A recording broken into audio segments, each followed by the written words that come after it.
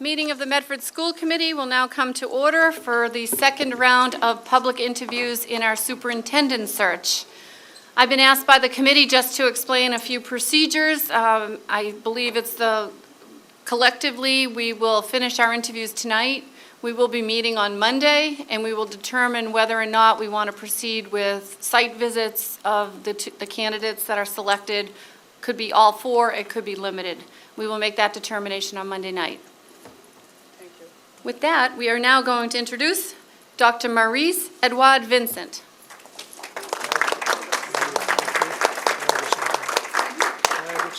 We have to salute our flag. I pledge allegiance to the flag of the United States of America and to the republic for which it stands, one nation, under God, indivisible, with liberty and justice for all. Please call the roll, Ms. Kretz. I wrote down the roll. Yep. Oh, no. Three. Yeah. Mrs. De Benedetto. Present. Mrs. Kretz here. Mrs. Mastone. Here. Mr. Ruggiero. Present. Mr. Russo. Present. Mrs. Vandekloot. Present. Mayor Burke. Present, 7 present, none absent. If we could all rise and take a moment of silence on the 50th anniversary of the passing of Dr. Martin Luther King.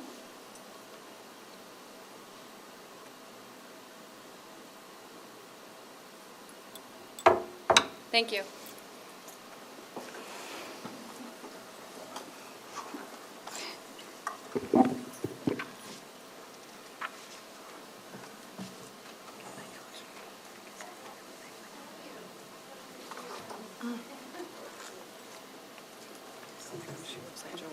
Hi, it's nice to see you. Hi, Dr. Vincent. Thank you.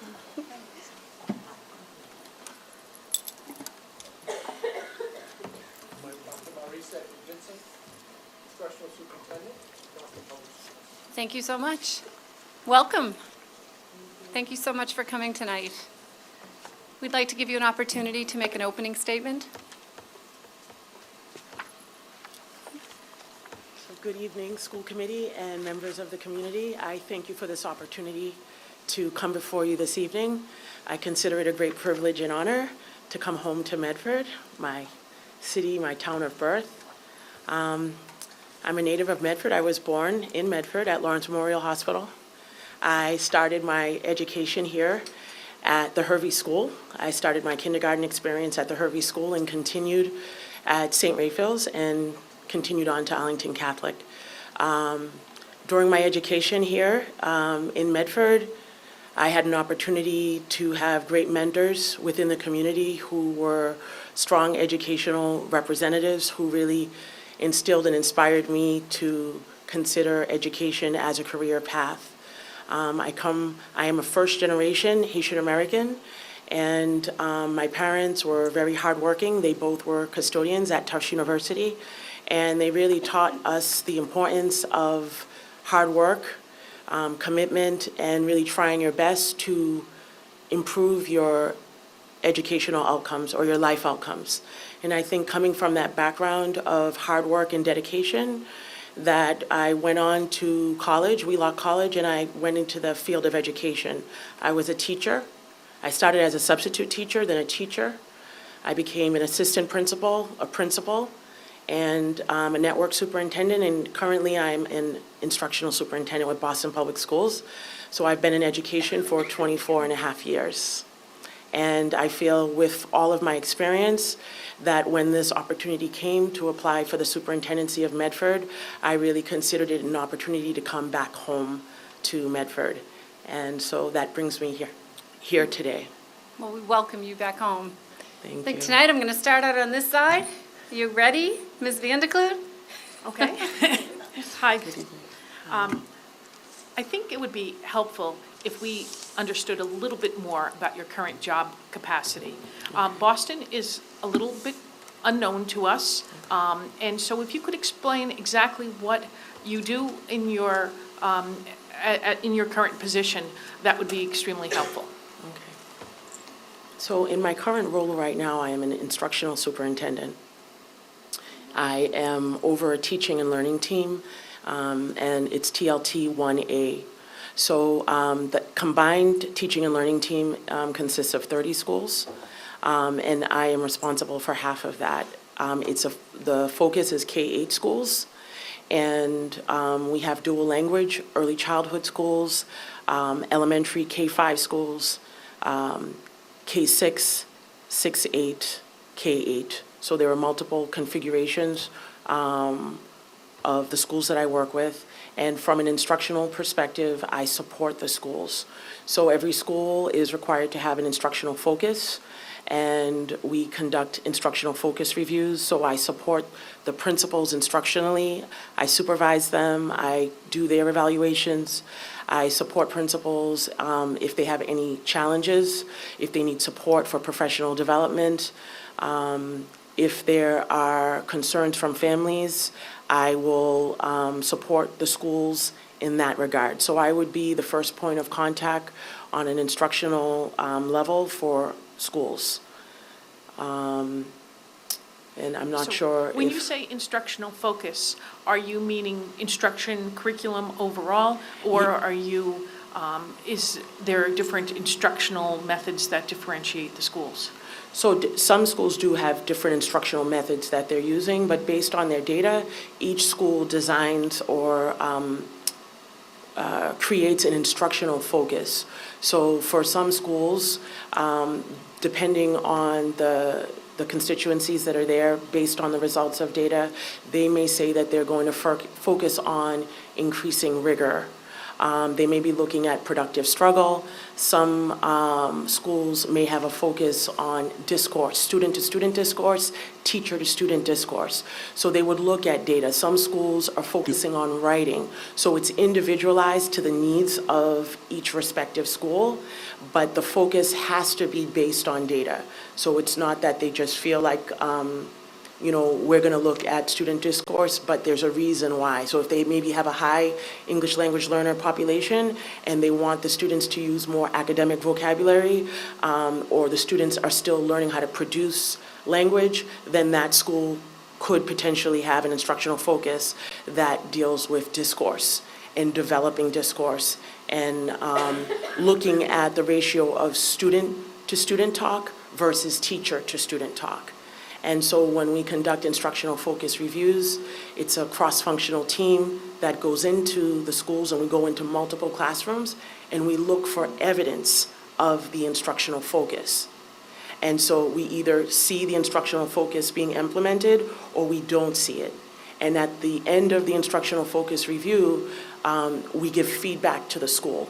And by giving the school feedback, we can say, we saw evidence of your instructional focus maybe in 3 out of 4 areas. And we can, be as granular as, based on these number of classrooms, this is where we saw evidence, this is where we did not see evidence.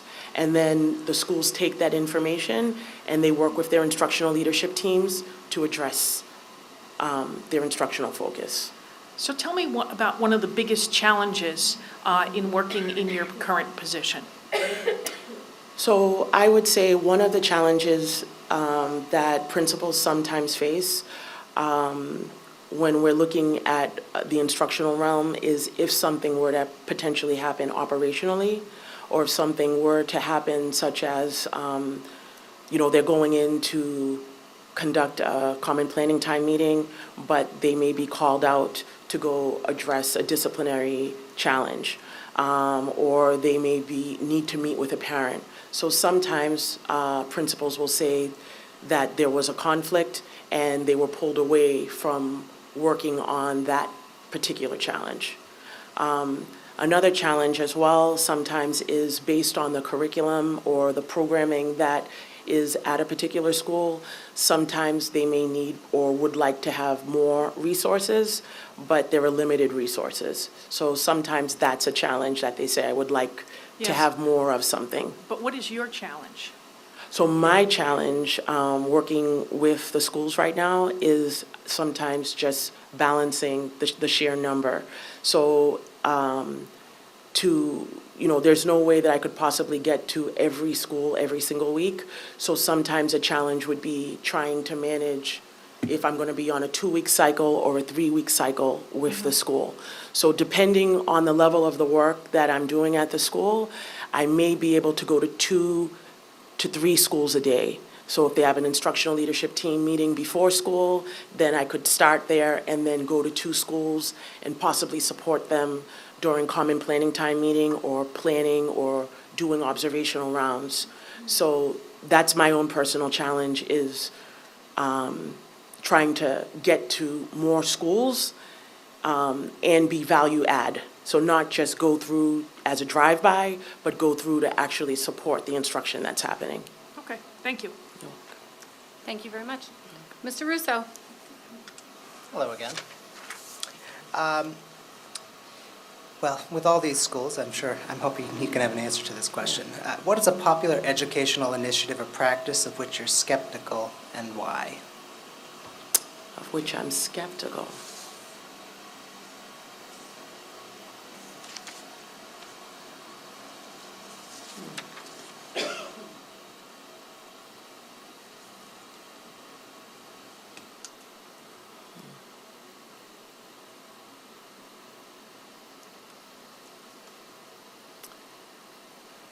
A skeptical practice.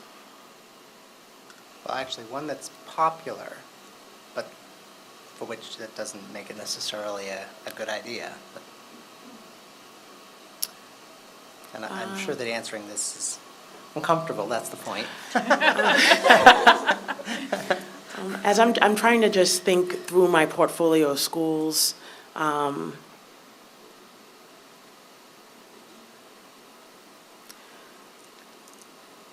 and I want to answer the question, but I would say I have some skepticism with, I was thinking about how some of our sciences are being implemented, and my not with the content of science, but more skepticism with the frequency of implementation, that if you're not able, like that's one of the things that in my own mind I'm thinking about, if you're not able to dedicate enough time to the instruction of science, I'm skeptical that I'm going to see outcomes move significantly. And that is something where I feel that we are struggling, because science is an area that has been grossly neglected as a district, and even within the TLT, within the teaching and learning team, that it's an area where people struggle to find time to fully implement it.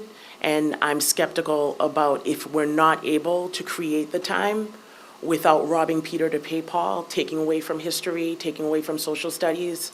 So it's like they feel it's almost like I have to implement one or I implement the other, but it can never be implemented well. And I'm skeptical about seeing the needle actually move if we're not able to come up with a real solution. I hope I answered your question. Could you describe your management style and how you feel you collaborate with key stakeholders? I feel that I am a distributive leader. Management style is one where I'm collaborative. I work very well in teams. I believe in delegating and building and working with the team's strengths. I don't believe in that I'm the keeper of all the knowledge. I believe that everyone who's part of the team or working with me has something valuable to contribute, and through their contributions, we can be the most effective team. So if we were to consider the superintendent the number one of the school system, what type of person would be your number two? A number two person who would be working with me would have, I feel, a complementary skill set. So I am, I feel I'm a creative thinker. I think very quickly, I move very quickly. So if I had someone who had a complementary skill set, that they also too would be able to move quickly. But one thing that I would not do specifically would be like, I am not one to necessarily go into graphs and always do a punch list. So I feel that having someone with a complementary skill set would be someone who would work well with having a punch list and saying, okay, these are all the things we said that we were going to do. Let's just cross-reference to see if we've accomplished those things. So would you be part of the follow-up on the punch list? Yes, That would be always. your I would go back to responsibility. follow-up to make sure that we get to the end goal. I am not, by style, I'm not a micromanager. I believe in delegating, trusting that everyone who's part of the team has the skill set and the ability to do what they're being asked. And I would also focus on creating the conditions where there was definitely relational trust, so that if you encounter difficulty, you would be able to say, I'm stuck, I need help, that the person would communicate that, so when it came time to report back on where we were with this particular product or what we were trying to meet, that I would be able to then say, okay, let's see how we can strategize, let's see if we can bring in an additional voice to help get to the deadline. Very good, thank you. Okay. Ms. Maston?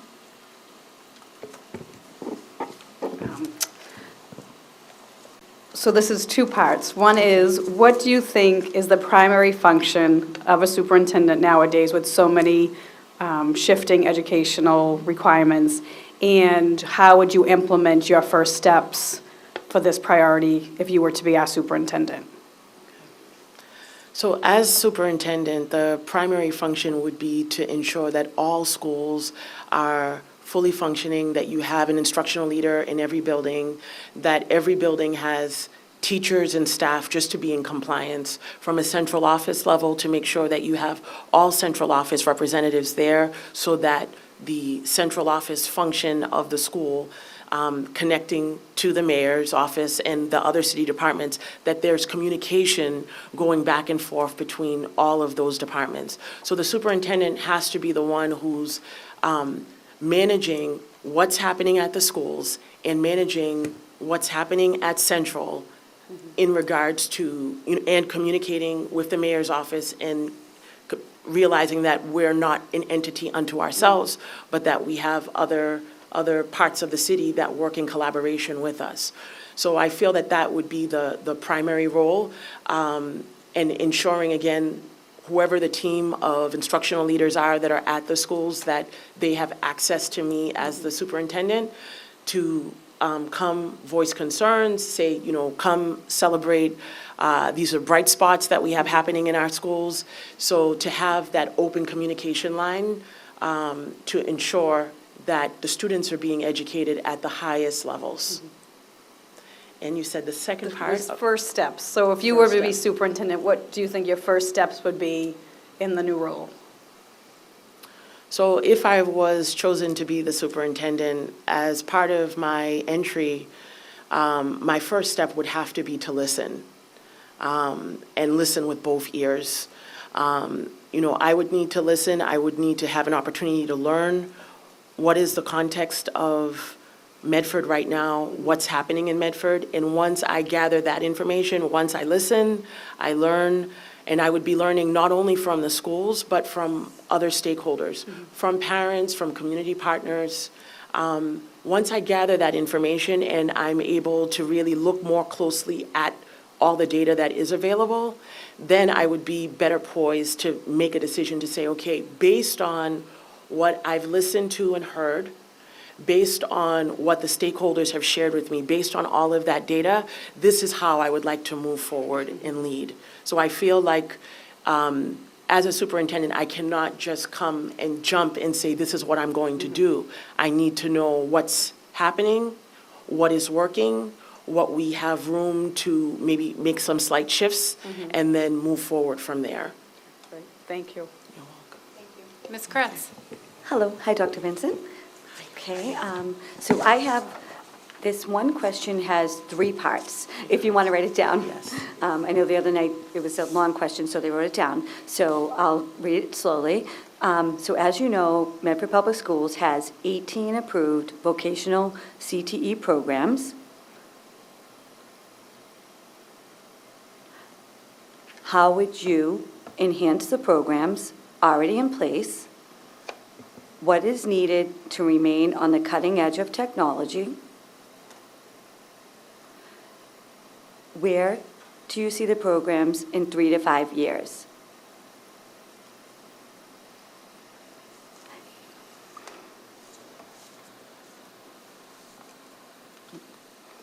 I can repeat if you need me to for anything. First and foremost, I want to say that I know the merger between the general high school and the vocational side of the high school, that was,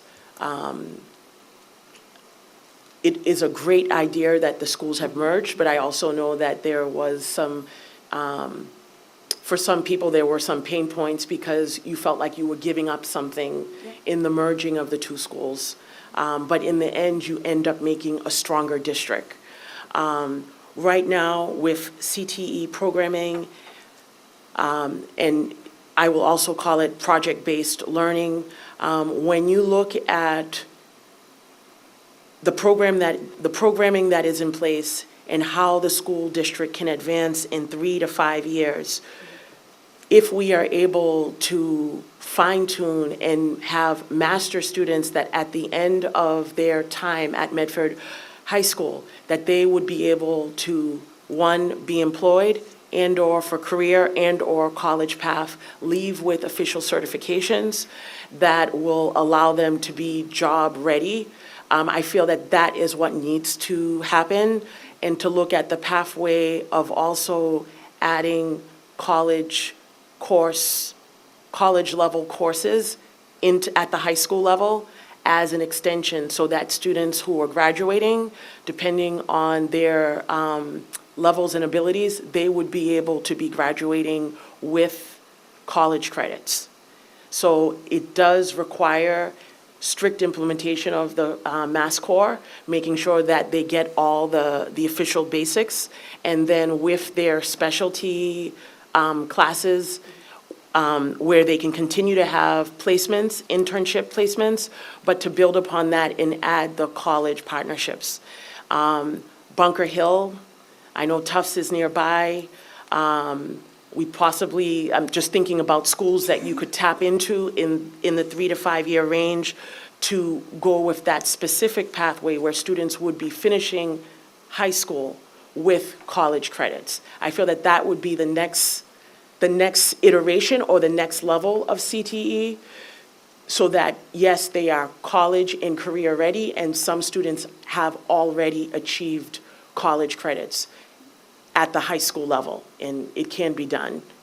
In terms of technology, technology is a must in terms of where we are moving in order to be competitive with the rest of the world. However, technology, it's important to have, but if you put technology in the hands of the students, you have to make sure that as they're using the technology, that appropriate professional development and training has also happened for the teachers. And so in one of my schools that was on my portfolio received one-to-one iPads for all the students. The students, as we know, are using their phones or using technology all the time to really advance the work that they're doing. But students have grasped technology at a faster rate than some of the teachers. And so I think in order to use technology, it should be used, it should be integrated, but it should not just be an add-on, such as type up your notes in a Google Doc and send your notes to me, but really having students doing research, embedding links, doing presentations, really taking technology to a level where they're able to present portfolios to display their work that they've had for over the course of the year, or in increments, incremental sessions over the year. Thank you very much. Mr. Benedetto? Hi, nice to meet you. Thank you. My first question is pretty specific. I'm sure you looked at some of our data. And what is your plan to increase the academic growth at each level of our educational system? So our elementary, middle, and high school. And you're saying to improve academic data? Yes, to increase academic scores or rigor in any way. Like if you saw by looking at our data areas that you felt that needed growth and attention at this point, and what kind of ideas do you have to help us? I saw in your resume that you were able to bring schools up to level 1. Yes. And just the type of things, based on our data, if you had a chance to look at that, Yes. if you had any specific ideas or examples.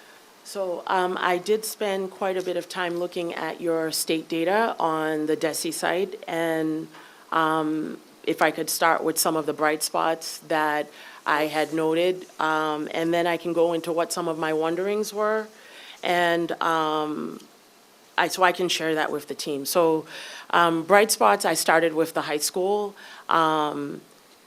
that 91% of your students were proficient or higher on the grade 10 ELA, with student growth percentile of 70, which is outstanding. 40 to 60 is the range, 51 is what you're looking for, and high school ELA SGP is 70. The SGP is a student growth percentile, and what it is taking a student from 1 year, that cohort, and measuring that same student a year later with other students who performed at the same level as that child. So it's not across the entire state. So sometimes when you look at SGP, people may say, oh, it's Medford Public Schools. No, it's across the entire state of Massachusetts. So that's very, that's something, a tremendous bright spot and something to applaud. At grade 10 math, 77% of your students scored at proficient or higher with the SGP of 61. And again, the range being 40 to 60, that's where the state designates it as the regular expected growth, so 61 is above that.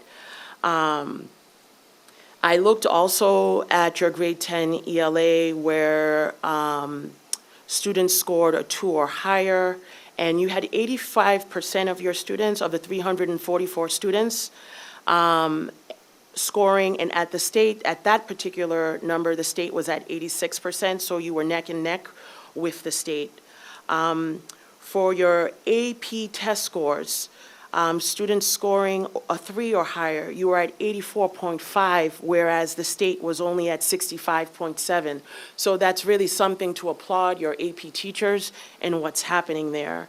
And so with our math core in 2017, you had 100% versus the state at 77.4%.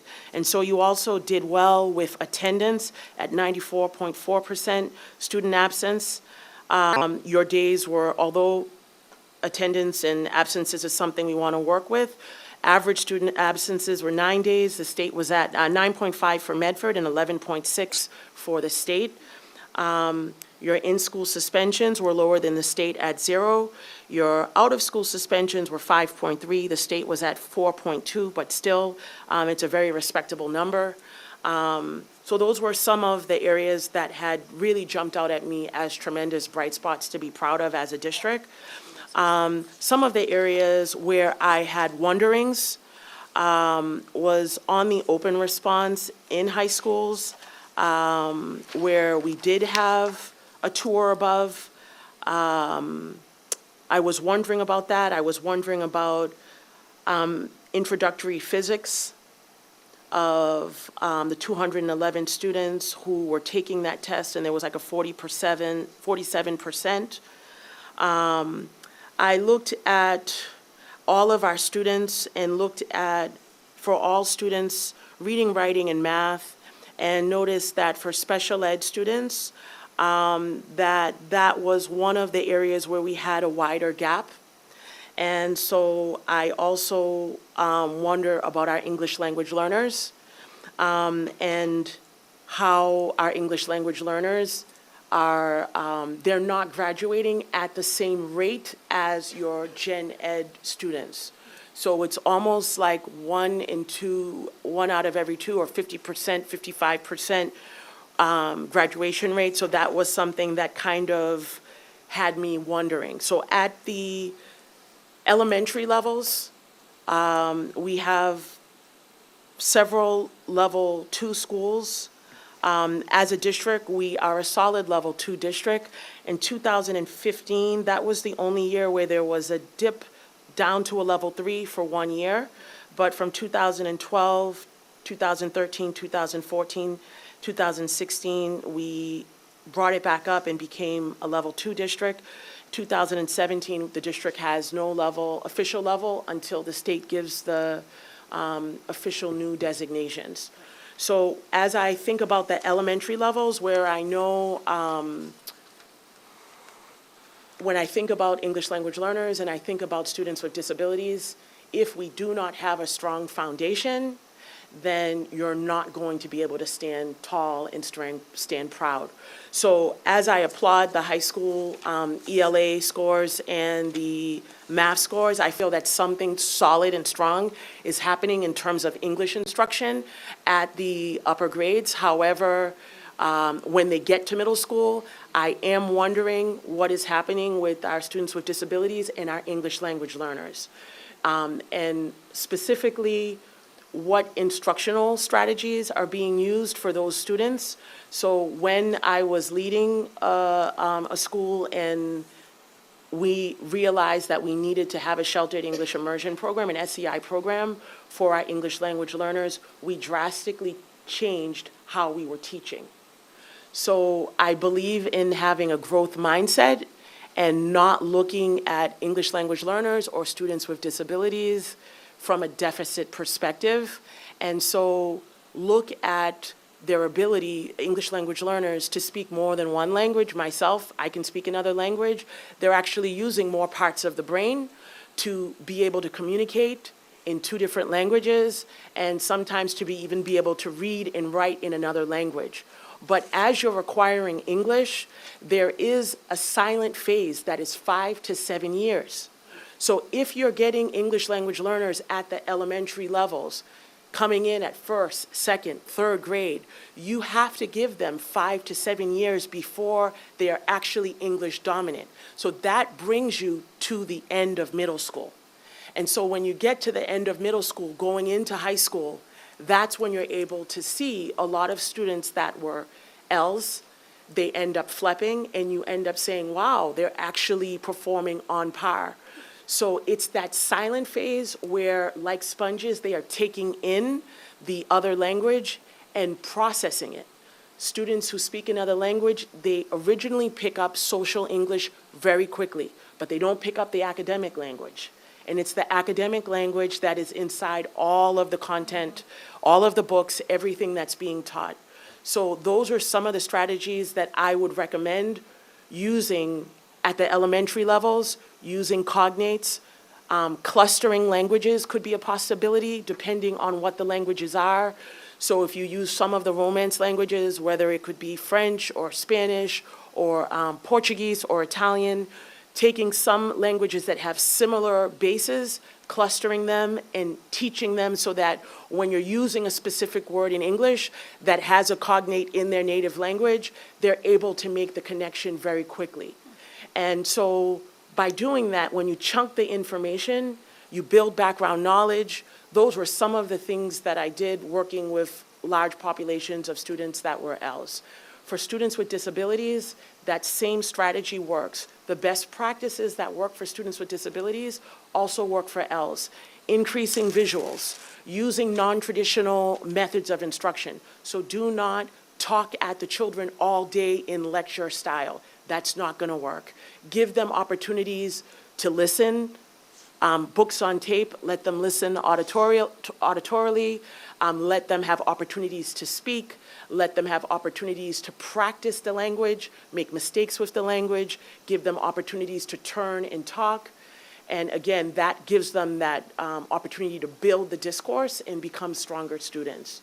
So I feel like if there's a stronger base at the elementary level, when they get to middle school and you're teaching specific by content areas, the children are older, they're more mature, they're able to take on more responsibility, so that by the time they are at high school, they are young adults, they are able to kind of spread their wings and really fly and succeed. Thank you, that's an excellent answer to my question. Mr. You Ruggiero? knew your stuff. Good evening, Doctor. You started as the instructional superintendent in Boston Public Schools in 2015, is that correct? Yes. 2015, I started actually as a network superintendent. Oh, okay. And so under that structure, it was a slightly different structure. At that time, as a network superintendent, I was responsible for both instructional and operational needs of a building. So I was the point person for both sides of the house. And I would report directly to the superintendent. Now, as an instructional superintendent, I have a counterpart who is an operational superintendent, and the two of us work collaboratively. I see. So while I was researching the Boston Public School system, I came across a surprising trend that was talked about in Boston Magazine. When you started in 2015, Boston Magazine stated that your district spent about $17,500 per pupil, and it ranked your district 116 out of 125 area schools. However, despite spending about $2,000 more per pupil since 2015, the ranking over your tenure actually slipped.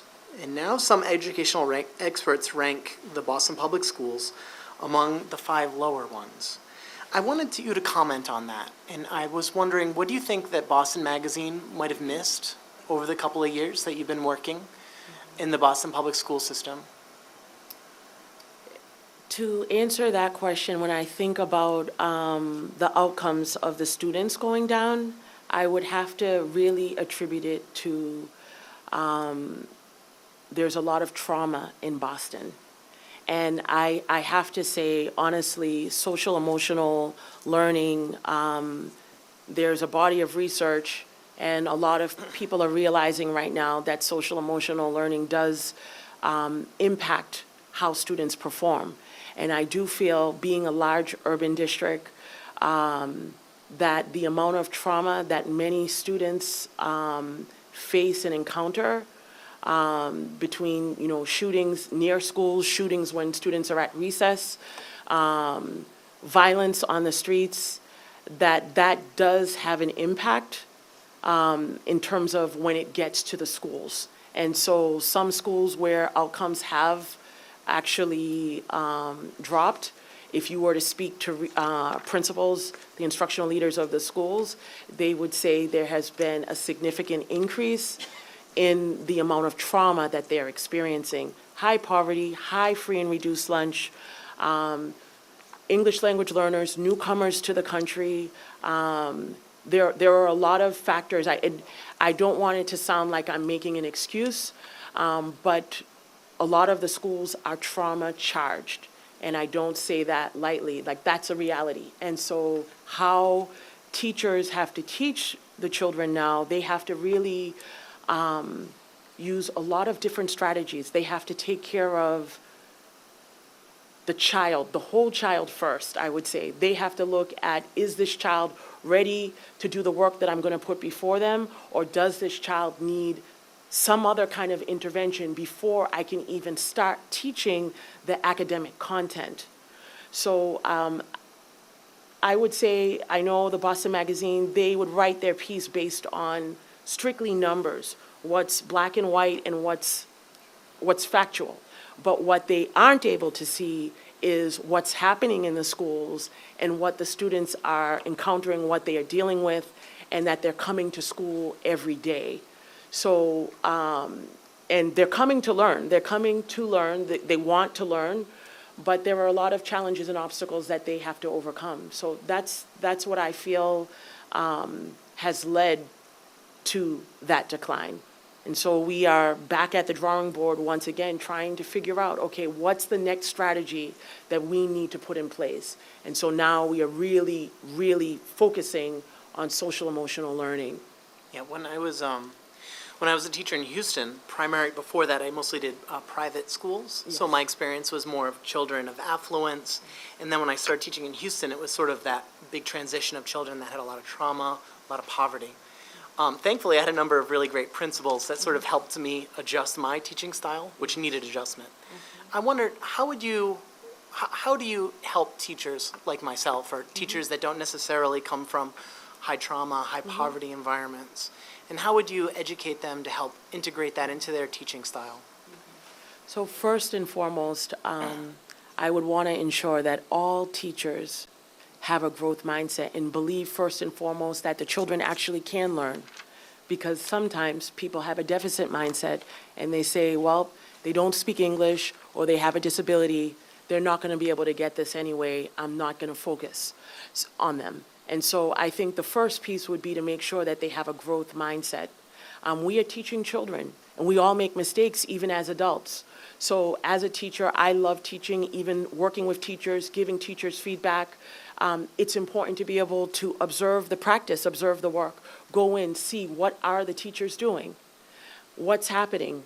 Are you using strategies? Are you using sheltered instruction? I think of the sheltered instruction observation protocol, which talks about allowing additional wait time, using the visuals, not speaking at a rapid rate of speed so that the students can actually hear and catch the words of what you're saying so they're able to piece it together and make sense.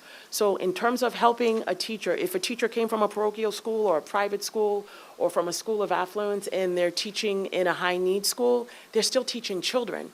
It's not like you're teaching children in one location and you're teaching puppies in another. You are teaching children. And so I believe that all children can be taught and that it's the mindset and a willingness to learn and that everyone can grow together. And finally, on this topic, I sort of want to take a case study real quick. I was reading through the Department of Education and the 2015-2016 reports, and it was showing how children, minority children and children with disabilities are often disciplined at higher rates with more severe outcomes. So I would like to sort of create a case study, and I would like you to imagine a teacher that you notice a similar trend, that for similar discipline situations, they tend to be disciplining children who are minorities and children in poverty and with disabilities at a more severe rate. How would you adjust that teacher's style, and how would you communicate the problem to that teacher? Sometimes teachers aren't even aware.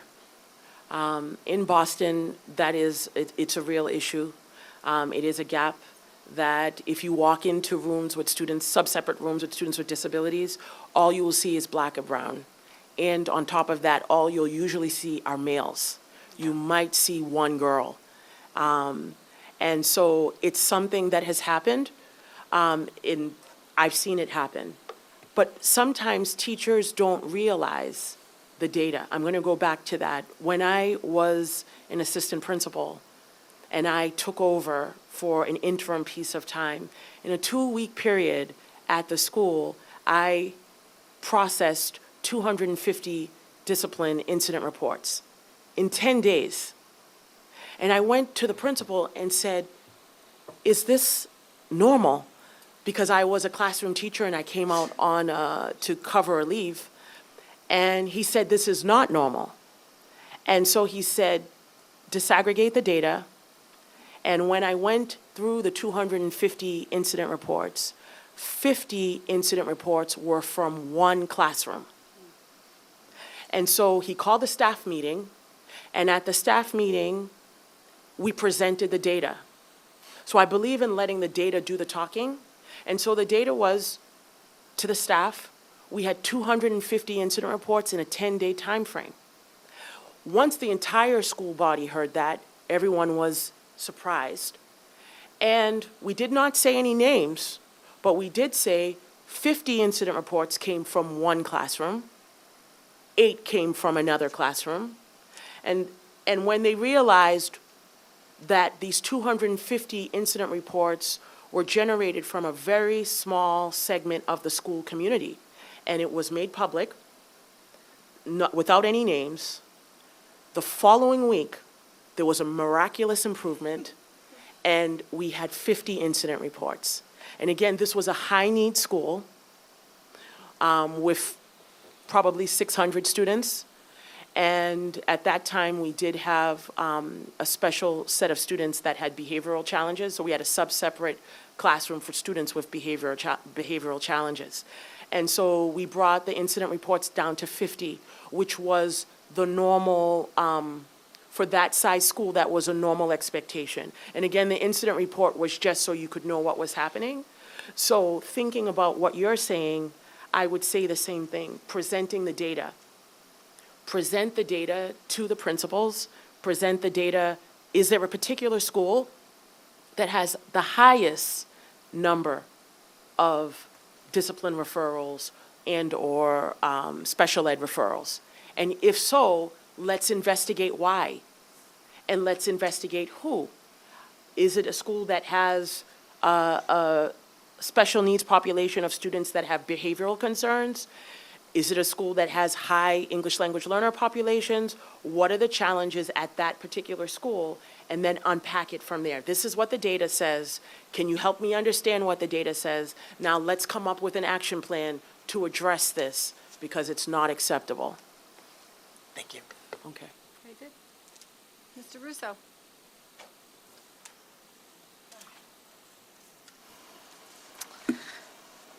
So how does recess fit into a school system under your leadership? Recess, I am an advocate of recess. I believe children need to get out and stretch and play and have fresh air. So at the elementary levels, it should be a non-negotiable. And for middle schools, I'm not sure if at the middle school level here, children do have recess, but I believe in children being able to have time to go outside, to stretch, to play, to run. It's good for their heart. It's good for them to be able to come back into the classroom after lunch and be able to learn for the second half of the day. So I am an advocate of recess, and I think it's important just for helping kids to stay healthy, giving them an opportunity to socialize outside of the instructional day, as opposed to wanting to socialize during instructional time in the classroom. And do you think that recess should ever be used, should ever be removed as part of disciplinary action? So recess as punishment is what you're saying? Should you ever take away Take it away. recess?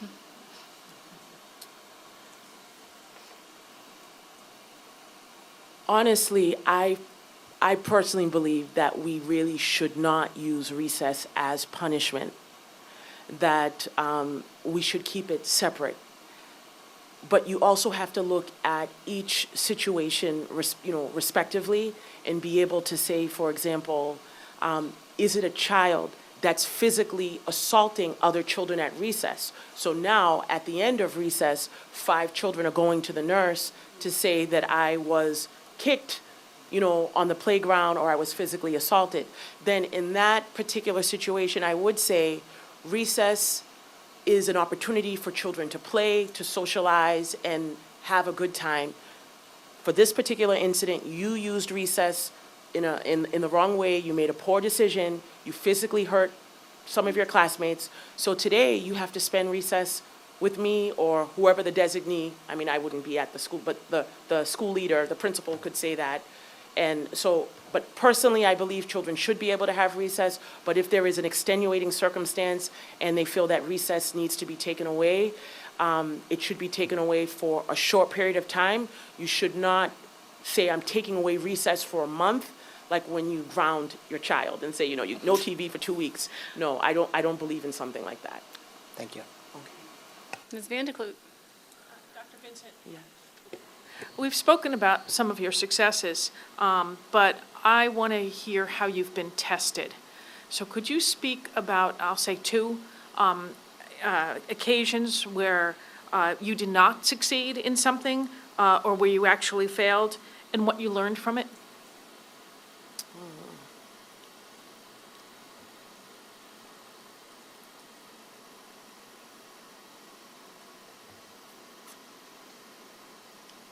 I'm thinking.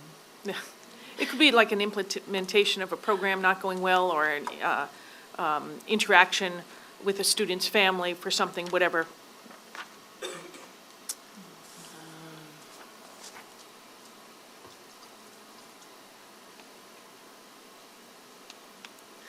I think I'm biased. I'm just thinking of so many bright spots right now. Something that did not go well.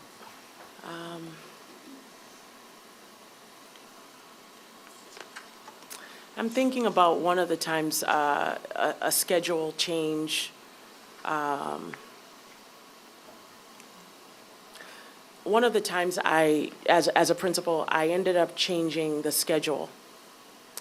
And I took some liberties in changing the schedule. And I wanted to move to a 60-minute block.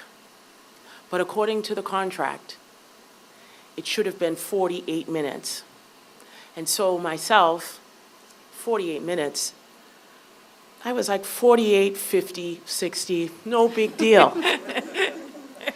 But what I was thinking was when I changed to the 60-minute block schedule from the 48 minutes, the teachers ended up with a 60-minute planning period as well, as opposed to the 48 minutes.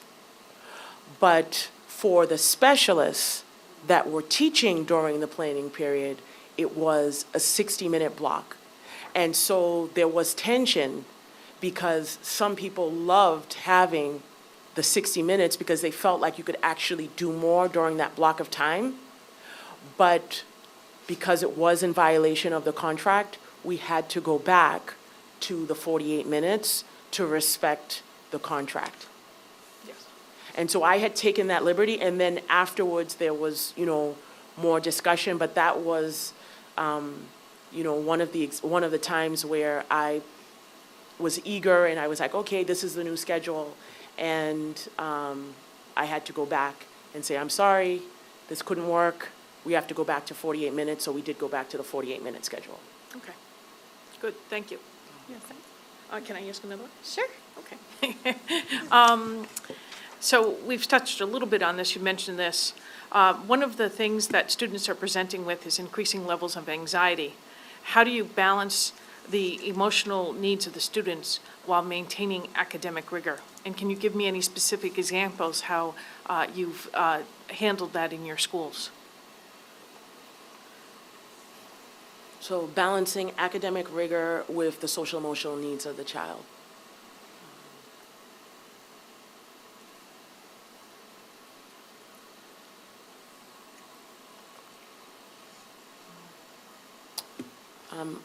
Currently, I have several schools that have integrated sensory rooms.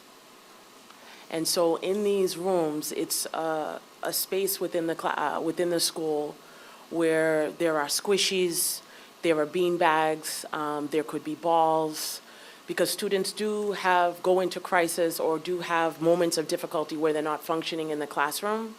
So for schools that have been able to design this sensory space, we've been using that as an alternative. One school calls it an alternative learning environment. It's not something that is used for the entire day, but it's something that's used for the student to have an opportunity to de-escalate and to be able to return to the classroom to participate in their learning. So that would be something that I would definitely say I would advocate for if the school has the physical ability, the physical space to create this alternative learning environment for students that may have severe anxiety, may be dealing with trauma or something that is overwhelming them, that's preventing them from functioning within the classroom setting. At the same time, you would need to have personnel, and again, the staffing for that, whether it's a paraprofessional or whether you have itinerants. Sometimes, looking at the flexible scheduling, so if you were to have an OT or a PT person who has a free period, and you could say during this time of the day, I will be in the alternative learning space, so that sometimes you can even say to children, you can't go to the space right now, but at 1 o'clock, you'll be able to go to this space and have that opportunity. I've also seen low-tech things such as just having a tent, a small little tent in a classroom, and some classrooms just have it labeled like cool-down area. It was like Camp Cool Down, and so sometimes just having an area that you have sensory tools, that things that they can squeeze or touch or maybe color. So to be intentional about having a toolkit. Another school has little shoe boxes that are social emotional. They're like little toolboxes that have social emotional tools within them. So I feel like the way to address it is to address it proactively, not waiting for something to happen, but already have it in place so that when a child is in crisis, you have a plan of action. And then that will allow you, the teacher, to be able to teach the rest of the class or the rest of the students. If, as a teacher, you get bogged down too much with what's happening social emotionally with a child, then the instruction is not moving forward. So even with traumatic incidents or students that are dealing with severe anxiety, you cannot water down the content. You cannot water down your instruction because it might be 2 students, it could be 3 students in the classroom, but what about the remaining students that aren't having that issue? So I feel you have to have a plan in place, a robust plan to address social emotional needs, but at the same time, balance that with, this is the content, this is what I'm teaching. And is what I'm teaching engaging? Because I feel like what's being taught also needs to be cognitively demanding and engaging for the students so that they want to do the work. Do you Thank feel you. that I Yep. responded to your question? Thank you. Could you describe your direct follow-up, Paul, a follow-up? No, but when you get a chance, Okay. I have a question from Sebastian and from Justin. Oh, certainly. You can throw it in. Oh, all right. We have a question from we have 2 student reps. You met Justin. Yes, I did meet Jessica. They're both visiting with Chief Justice Breyer Oh, fantastic. this evening at Tufts. That seems kind of They will be here important. later, but, I'm like, wait, really? Like, yeah, I know. That sounds pretty cool. So let's see here. Do you believe that civic engagement should be a part of the education process? And if so, what programs or policies would you continue or begin to foster civic engagement? And if not, why? Your Well, delivery was Put a her on little weak compared to FaceTime, that. send her. Theirs is a lot better, I know. Sorry. I didn't write the question, so. So, no, civic engagement, yes, I believe strongly in civic engagement, especially at the high school levels where they are getting ready to vote at the age of 18. It's very important to educate and inform children and students, young adults, how to be responsible citizens and what their rights are. So I would be an advocate of promoting opportunities for students to engage in that. And, you know, there are, there are debate leagues and all of those things where students have those opportunities, but also I would say creating opportunities, creating forums here at the schools to have discussions on issues that could be, you know, in the media right now, what's happening, almost kind of like, you know, what's social studies, what is currently happening in our world. So providing students with those opportunities to talk about it, to debate about it, and to engage in discussions. And set it up. You can set it up in a formal structure. And I would work very collaboratively with the history team, the history teachers, to say, let's try to make this a more formalized process or a frequent process so the students are informed. If I could just follow up a little bit, obviously Boston was at the center of the walkout. Medford joined in. We missed the National Day, like every other community around here with the snow, and the kids still went into town. Could you describe what role you played in figuring out the safety nets for the students that were going to walk out on any given Wednesday and/or that particular one? So specifically right now, that baton was officially handed over to the operational side of the house, so the operational superintendents support that. But what we've done in the past with the walkouts that the students have participated in is we have administrators on the key train stations at the checkpoints, so if we know, we usually know in advance which schools are they walking out from, which particular high schools. And myself, I went down to City Hall So all of central office was kind of deployed. And so we went to, so there were definitely a lot of adults there.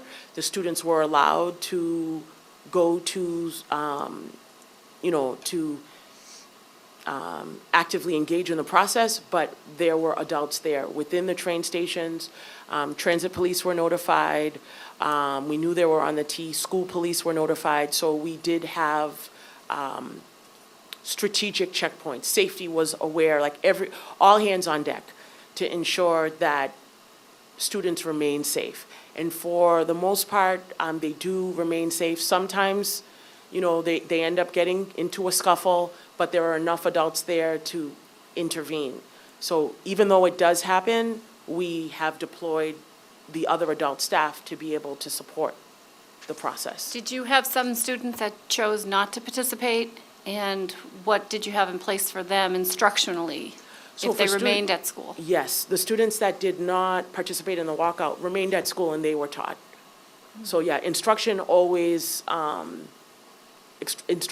continued. So for students that were not doing it, they continued to be taught. And sometimes they may have them, some schools had them go to an auditorium, so they did kind of an assembly for the students that did not go, but just to acknowledge that it was happening.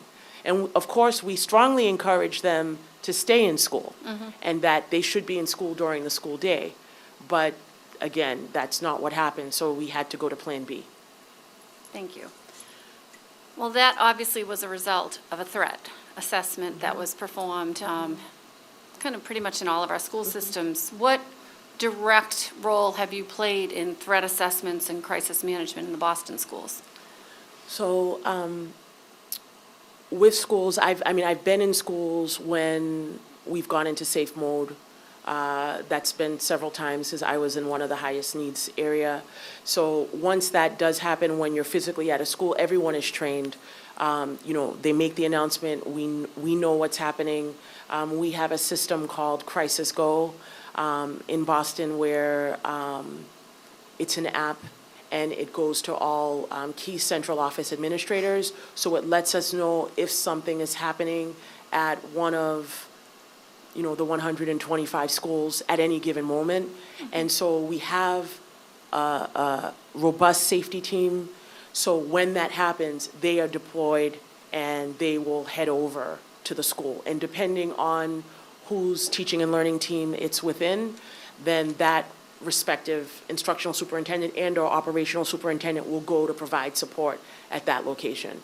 So I am not necessarily the one who is saying, okay, I'm calling the police, but if I'm notified first, I will talk with the operational superintendent, pass the baton on, and we start the ball rolling from there. And then it goes out on Crisis Go.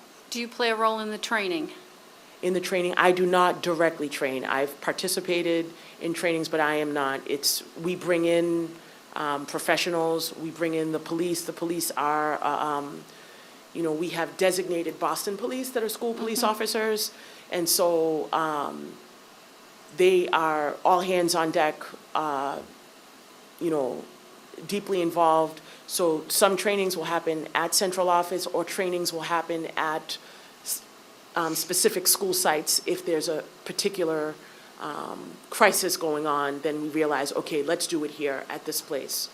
So trainings are available and support personnel are available, and we partner closely with school police and Boston police because there are Boston police that are designated to BPS. Very good. Thank you. Ms. Mastone? So another big concern of parents that I received emails is about the upkeep and maintenance of our school buildings. So do you have experience with budget for upkeep and maintenance, or is that something that you see in your current BPS, is that something you've dealt with before with your schools that you are the superintendent of? So for upkeep and maintenance, we do have a large, I know it sounds like, we have a lot of teams. So we have a grounds crew and we have maintenance crew. So depending, my first school was on 3 city blocks. So depending on the physical location and layout of the school, that would determine how much support or how little support you receive, but the maintenance of schools, like the lawn being cut, or flowers, or mulch, snow shovel removal, custodians help with that, materials are delivered. If stuff isn't delivered, we call the supervisors right away to say this needs to be done. We have a lot of outdoor classrooms, so now that the snow is finally melting away, so the outdoor classrooms will need, so the grounds crew will come, and they will prune, and they'll get the outdoor classrooms back up to par so that the students can go out and use them.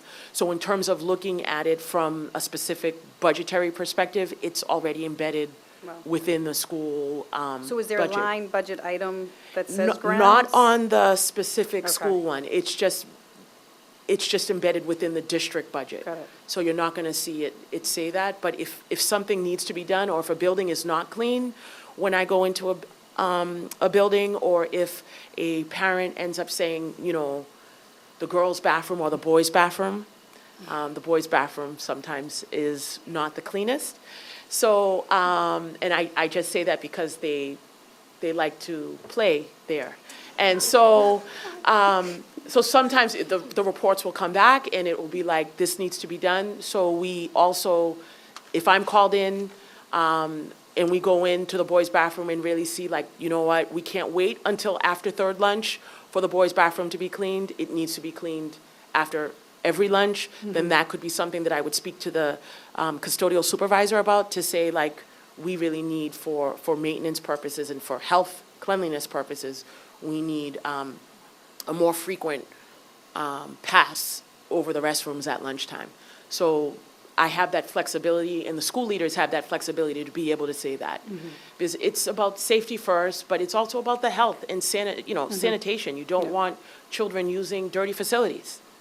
And you don't want them having health problems because they don't want to use the facilities.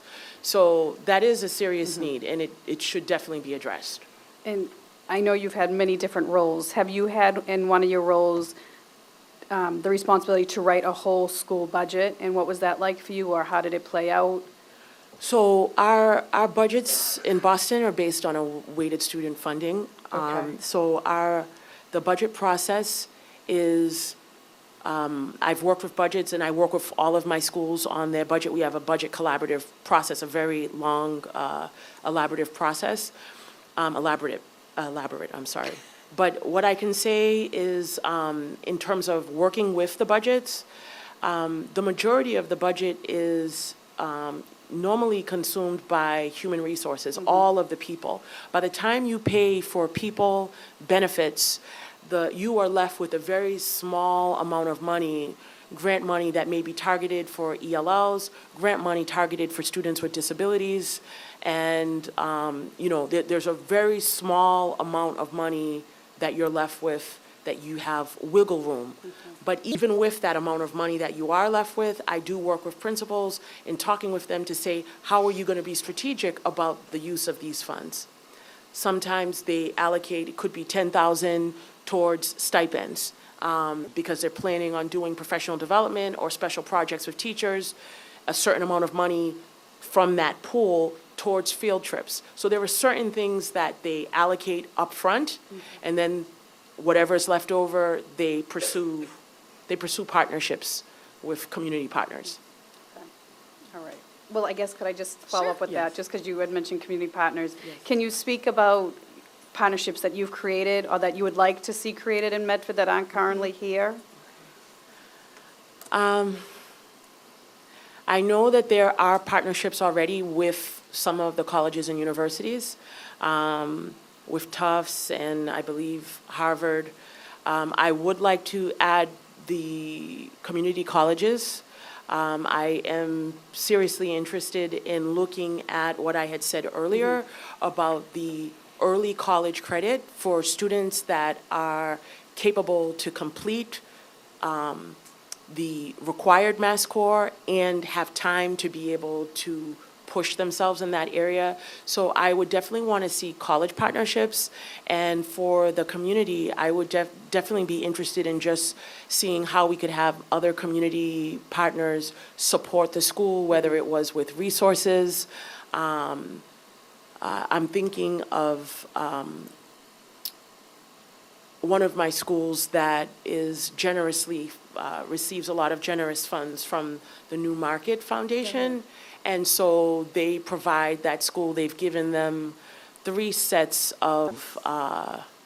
classroom sets of technology, Chromebooks.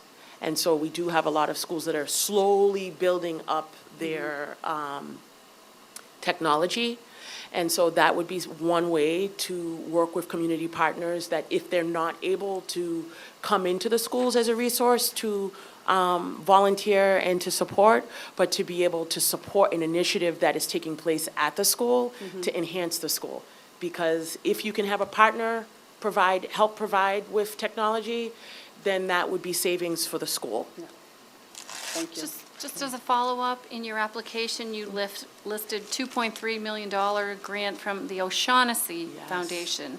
Is that similar to the New Market, or is that another The one? O'Shaughnessy Foundation was a specific grant which was targeted to work with some of our lowest need schools, and it brought in coaching and support to those particular schools. So like pursuing grants, whether it's Nellie Mae or other foundations to pursue monies to supplement what is here at the district, I definitely would be interested in doing that. The New Market Group Foundation, business group, they support a cluster of schools that are located like within a 1-mile radius of where they are physically located. And so it's a group of businesses that contribute like as a collective, and then they say to the principal, what would you like from us this year? Nice. And so I'm saying, like, if there could be an equivalent in Medford to possibly have a group of businesses that work together and say, would you be willing to, either adopt a particular school and see what it is, a need that the school may have. Very good, thank you. Ms. Kretz? Hello. Hi, Doctor. So, as you know, this is another vocational question. So, how would you work with the school administration to continue to promote the career technical education in Medford, increasing enrollment, and keeping the kids coming to Medford vocational schools? So I believe strongly in marketing, and I also believe strongly in communicating. So as we now have this comprehensive high school that is offering so much, we need to reach back to the middle schools. And even in upper elementary, to start doing an exploratory, I would say at 4th and 5th grades, to start saying to them, do you know when you get to high school, these are all the options that are available to you. Start generating that excitement at the elementary level so that as they work their way up, they're thinking about it and saying, what is it that I would be good at? What is it that I could do? Because this is going to be offered to them. And again, once they get to the high school, they're going to have all of these options. But sometimes it's overwhelming, it's too much. So you need to bring it back earlier. And maybe in middle school, have the middle schoolers come, 6th grade, 7th grade, 8th grade, have them come on a field trip, have them come do an exploration just to think about it, see what it looks like. We do something in Boston, we did like a science week where kids did hands-on science. Maybe to take that as an opportunity to go to the middle schools and give them, maybe it doesn't need to be a full week, but to give them an opportunity to come to the high school and spend maybe 2 days. Give them time. They could still have their regular grade level work, but give them time to explore, actual hands-on experience to explore some of the options. So then that will, it won't seem like a mystery. Now it's going to be like, wow, I want to do this, or I think I'm interested. And so they'll have options. I think they'll have greater options in front of them. That would be my recommendation. Thank you very much. Mr. Benedetto? Thank you. Part of my question was already asked, but Could you tell me any experience you might have with collective bargaining? So with collective bargaining, I have not been on an official collective bargaining team. I have been one of the contributors to the collective bargaining. We do have an Office of Labor Relations where they head up what happens with collective bargaining and the Office of Human Capital.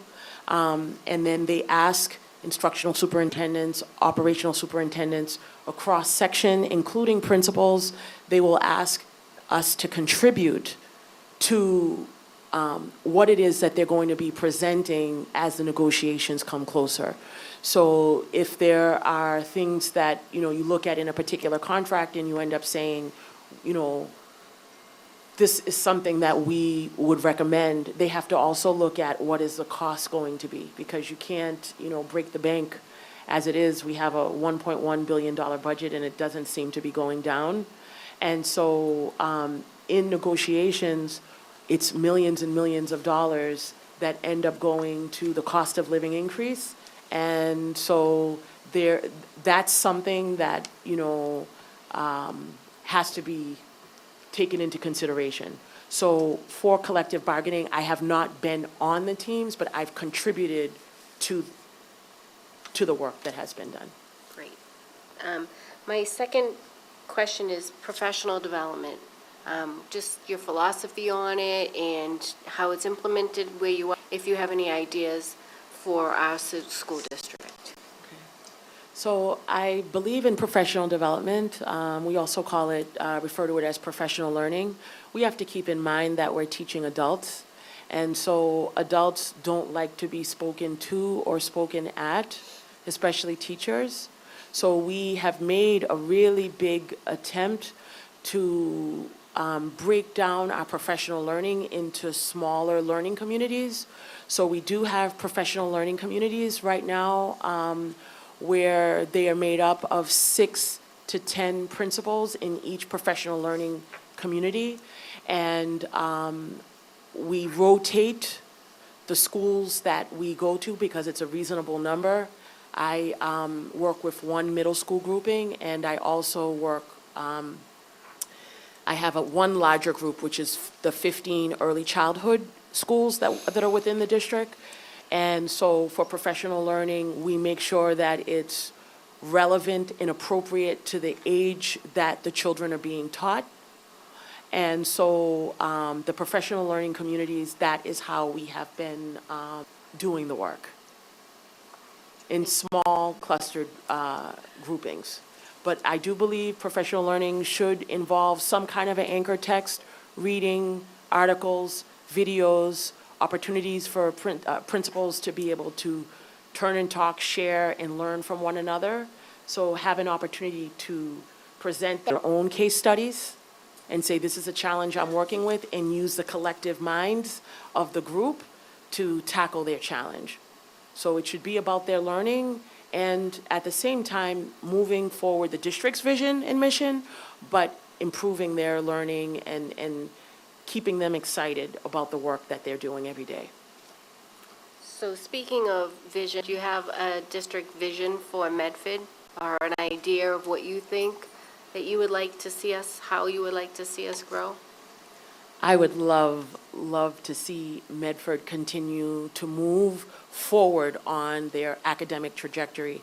As I said, with the current system, we are a solid level 2 district right now. We are fairly, essentially neck and neck with the state, but we have a lot of other cities. Some of them are the W's that are doing a little better than Medford, and they're level 1 districts. And I feel that we want to definitely take what we're doing, build upon that, and move the school forward. Again, I was not able to drill down. Looking at the state site, I could only look as available at the global district level and global school level, but to be able to drill down and look at what the data is saying more deeply and be able to come up with a targeted plan to move Medford forward so that we continue on that path. I feel that it is within reach. It's within our grasp. We just have to keep at it and get there. And, you know, I do want to also just acknowledge the teachers, because in order for a district to be a level 2 district, the teachers are the ones, boots on the ground, doing the work every day in the classrooms. So there definitely is something happening that's very good. So the instructional core is there, there's evidence of that, and the leadership that is helping to maintain the instructional core that's in place. So the instructional leaders of the school and the instructional leadership of Superintendent Belson helping to move the school forward and not backwards. Thank you. Thank you. Dr. Edward Vincent, Sebastian Tringali, one of our seniors, has joined us just now, as well as Justin, you met during interviews, Justin sang. Thank you. Wait a minute. Yes. Tufts and Harvard. Oh, you're going to Harvard and Tufts. Congratulations, congratulations. Underachievers. I know, overachievers. Fantastic, congratulations I don't know if either to of the you both have a you. question, if you wanted to pop in, or do you want to wait a little bit? It's up to you. You would go, I already got it. yeah, did you Yes. tell him the answer? Yes, I told him to watch it. okay. Yes, Beautiful. I'll answer it for you again. Did you ask both questions? or- No, No? not you. I've Just not one. asked yours yet. Mine was the first one or the second one? Yours is the Civic second one. engagement was asked. Okay, sorry. As you know, as you may know, the foreign language program at the high school has gone through many changes in the last decade. We've gone from a 5 out of 6 day cycle to a full core, making it a full core class 6 out of 6 days. A lot of this is in response to people saying that the foreign language department isn't treated as equally with different departments and given the same attention, especially in a globalizing world. So we focused on the high school, but what do you think we can do as a district at the elementary and middle school levels? So when I was a principal, we were teaching Japanese. It was being taught in the advanced work classes, so at 4th and 5th grade, students were receiving Japanese as a supplemental enrichment. I do believe that we can bring language, a foreign language, down to the elementary level. No questions about that. I think in order for us to be able to compete globally, we're going to need to be bilingual. We're going to need students who speak Spanish, Mandarin, these are the global, I mean, even though some are learning Cantonese, but I would say Spanish, Mandarin, Arabic, if you're going to be working with countries in the Middle East, and not wanting to limit students' potentials. We have other languages, of course, the Romance languages, French and Portuguese and Italian and Greek.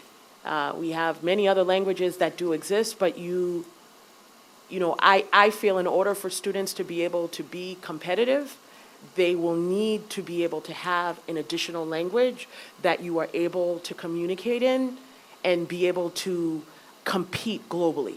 You don't want to be left out. We don't want to be left behind.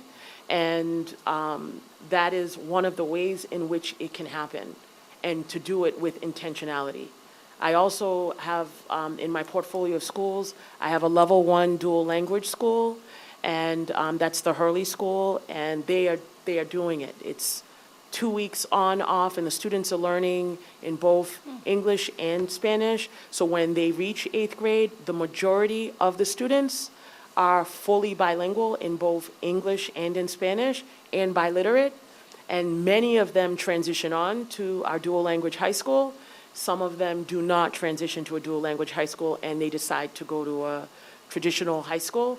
But when they leave, they have up to 8th grade literacy, fluency to be able to read and write in another language. So it can happen. I'm seeing it happen now, and it allows you to compete.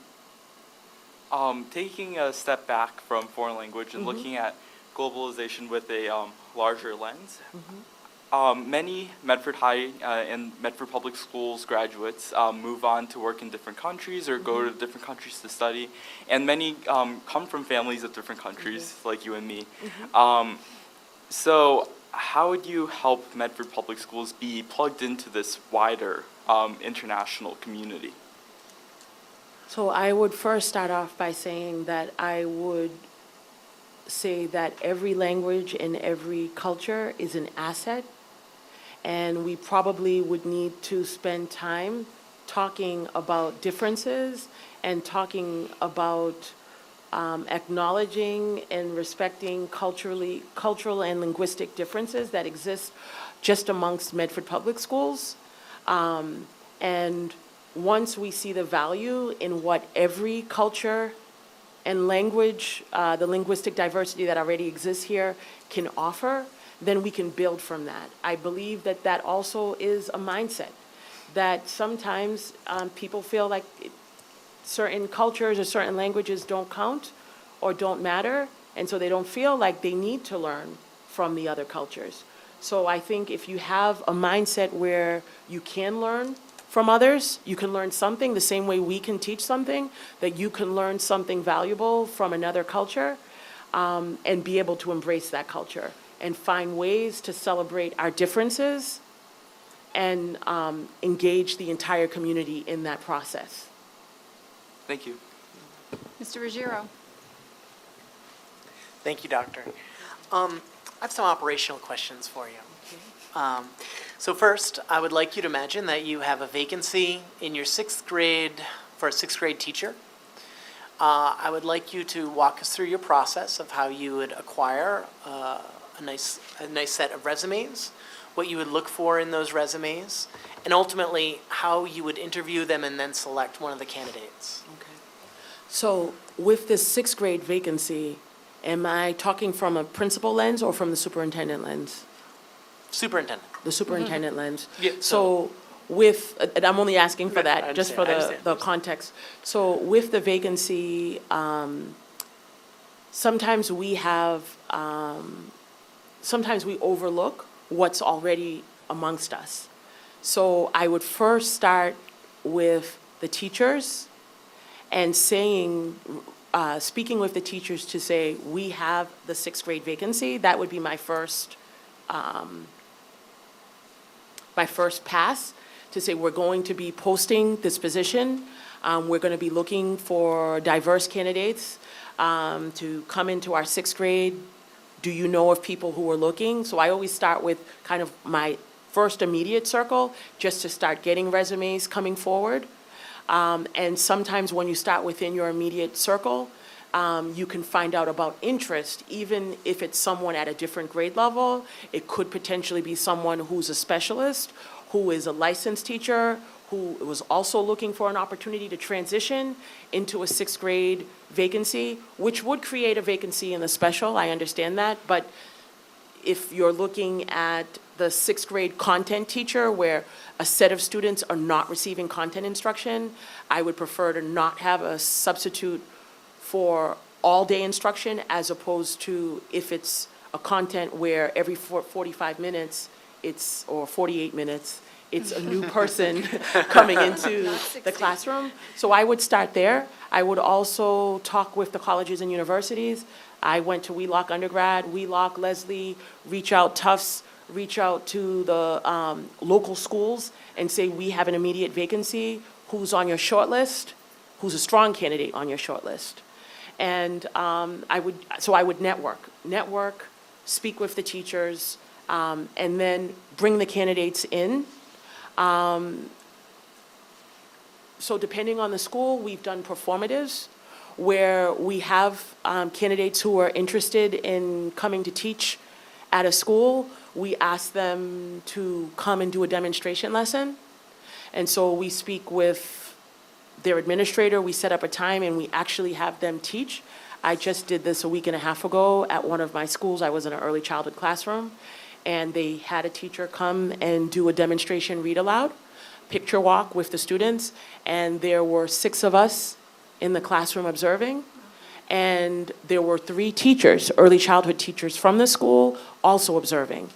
And we used a rubric, and we were looking for evidence of what the teacher was doing, what teacher moves, how was she interacting with the students, she was singing, what was the tone of her voice, how did the students respond to her, was her lesson cognitively demanding for those children, were they challenged, were they engaged? And so she did a 20-minute demonstration lesson, and based on that demonstration lesson, we debriefed with the teacher afterwards and said that we would follow up and get in touch with her. So that's one of the strategies where you can have the person come and perform for you, or we've also traveled to the school to see the teacher in action with their current students, because their students are accustomed to them and moving them to go to another school. Sometimes, the children aren't sure how to interact, so that's another way. So I believe, granted, if it's not in Hartford that the person is teaching, then if it was local, I would definitely be willing to go and look at the instruction to make sure that we're bringing on a highly qualified teacher who's able to produce. Sure. My next question involves, I would like you to assume you have a very talented, hardworking principal, but they have a particular set of teachers, or maybe just one teacher, that's not doing very well. They fail a large number of their students. How would you help that, after you've shown the data, that this teacher still hasn't changed their style, how do you help that teacher move on to a more effective position, or when do you decide when to let go of a teacher? So in my current role, I do support principals. I'm kind of called in when there's a question. So I'm always looking at instruction and providing feedback, and I provide feedback to the teachers directly sometimes before I leave, or I'll give it to the principal and check in with them next time I'm there. I also support teachers that are underperforming, and if principals have a question, they'll say, I want you to come and see. And so I've gone in to see whether their assessment is accurate or inaccurate. And usually, if it's an underperforming teacher, it's seriously underperforming, where it's, we have coaches, we have peer assistants, and so we have a lot of kind of progressive measures of support. So if teachers need help, they have peer assistants, people who can come in and help them side-by-side teach, side-by-side coach. And if that still isn't working, then we have to use the evaluation tool. But we meet, I debriefed with the principal and the teacher, giving them feedback on what we saw, feedback on what we want to see next time, and how we expect it to look. And so I've done that as well. Okay? And finally, community engagement is a critical part to a successful budget. How would you work with the residents of Medford after your first draft is created for your budget? How would you help sort of get the people of Medford on board with it, and how would you integrate their criticisms? So as part of my entry plan, where I would be out within the community dealing with all stakeholders, I would hope before the budget process actually takes place in the fall, probably by November, start having budget conversations and doing a survey or getting feedback from the stakeholders and the constituents to see what is it they would like to see happen with the money. It's a limited pool of money. And you have to wait until you get your official disbursement. So you can have an idea and you can have, your first original budget, but you don't know if it's going to go up a little or if it's going to go down a little. It's going to go down. And so with that, and a lot of times, in my context, Boston, the mayor has helped to supplement and kind of close the gap when it's a specific need and maybe the money isn't there. So you need to have a tight plan in place. What is the plan? Is it a sound plan, reasonable plan, logical plan? And then look at that plan and look at what the money is that's available. What do you have available? And then you have to work from there. So I could want the sky, the sun, and the moon. And That sounds I'm familiar. only, I'm only able to acquire like a flower, So I have to be reasonable. You have to balance the budget. So it's not like you have a credit card and you can say, I'm going to put it on credit. So we can dream big. I think it's great to know what people's dreams are and what their expectations are. But it's good to just have all the voices, create an opportunity for the voices of all stakeholders to be heard. But then when you actually have the budget, to look at what's reasonable and will position Medford for the next phase of the work. Thank you. Thank you. Thank you. We have our final question from Ms. Vandekloot. Well, a couple of them, but they're short, so Okay, just short. okay, I'll keep So it just, short. budget, when you did your superintendent training, did you have experience with a particular budget in a particular community during that training? So going to a community meeting about the budget, are you saying? No, just, I didn't know if you worked with a particular mentor in a particular community that did budget with you. I just didn't know. So I have, from a budget perspective, I actually have a designated budget liaison so I have a budget analyst Yeah, who no, works with me. not during your time in Boston, but when you did your superintendent training classes, Mm-hmm. did you work with a mentor outside of Boston at all? No, I had I've had my superintendent license for a while. I did not work with people outside of Boston. When I was Okay. at Boston College, it was Professor Lynch who did the budgeting coursework. Okay. Next question is, if you could go to the Board of Education tomorrow and advocate for a change, what would you be talking about?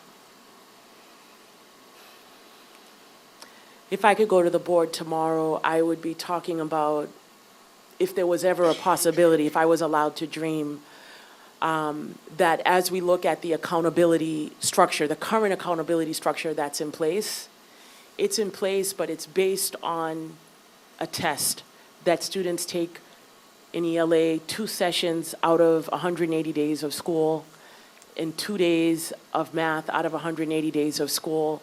And I almost wish that there was a way in which we could balance that. I believe in accountability, but that it did not have to be the end-all and be-all to designate an entire school, the work that they've done for that entirety. And I know there has to be a standard, but I wish that was something that I could, speak to the department about and say, could there be other measures that we use to assess schools? So what other measures would you like to use?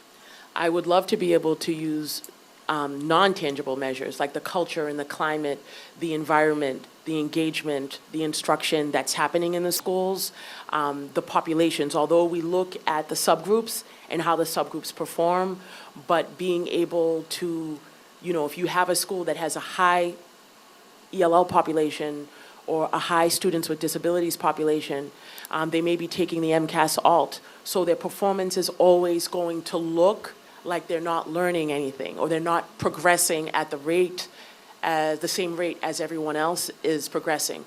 But if you look at the individual needs of that school, you would see that they are progressing, and they're progressing at an alternative rate. So I wish that the accountability system was not the only way, the only measure that was used to assess a school. Okay, thank you very much. You're welcome. I'd ask you more, but I know. I'll get in trouble.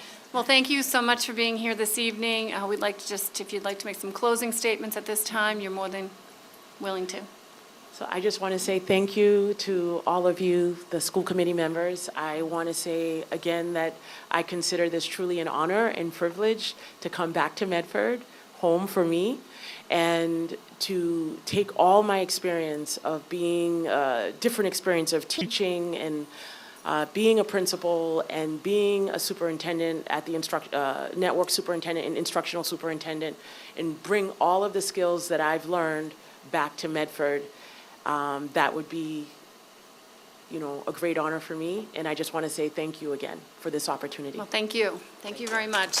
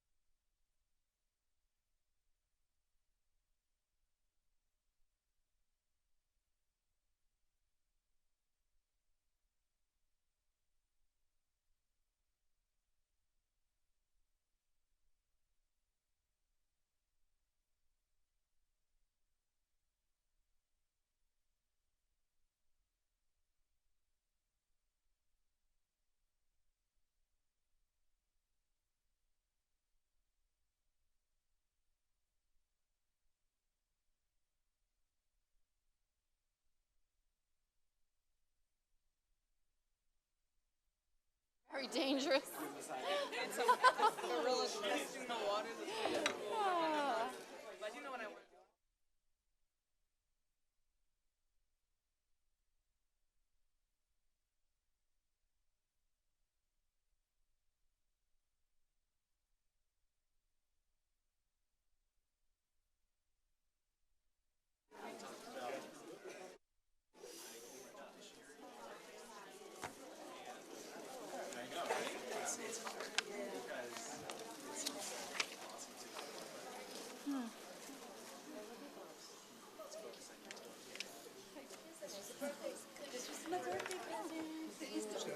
Introduce you? Do you want to walk through? Obvious.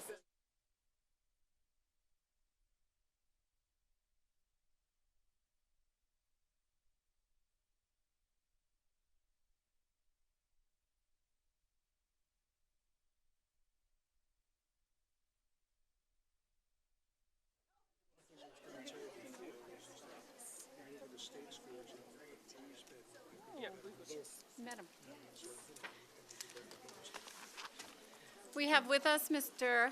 Thomas Martellone. At this time, I'd like, if you'd like to make some opening statements. Sure. Thank you very much. I would like to thank you for having me back, and I hope you're all doing well, and I look forward to answering your questions this evening. If you would indulge me for a moment or two, I did prepare some remarks, because Sure. I do like to be prepared. They're slightly longer than I might normally give, but they're still brief. So, and I think will give you some insights into my work. I believe, in order for a school system to be successful, a superintendent needs to keep all of the trains running on time, 24/7 and 365 days a year. It requires knowing what's important, setting priorities, and being able to get students, teachers, and parents what they need and when they need it. And throughout my career, I would share with you that I feel I've demonstrated that consistently, and that I possess the management skills that will get the job done. And I would share with you that I've consistently executed my duties in the interest of the public. And apart from my ability to get things done, I've also demonstrated my leadership ability. And leadership does require a different skill set. And a superintendent needs to be the district's lead learner, their lead listener, and their lead communicator. And they do that for the school system in which they work. As a district's lead learner, or rather a lead listener, I will listen actively, I'll listen for understanding, and I'll listen empathetically and with compassion. I'm open to soliciting input, and I respect differences of opinion, and I'll always seek common ground and consensus within the school community. My hope is that I will provide staff, students, and parents with multiple forums for participation, and will myself participate in numerous school and community events. My hope would be that I will create opportunities that foster community, and under my leadership, that the operations of the Medford Public Schools would be transparent and that the community would have a voice. In regards to being a lead communicator, as a superintendent of schools, you can never over-communicate with the public. Strategic and targeted and frequent communications with the community is crucial for the success of a school system.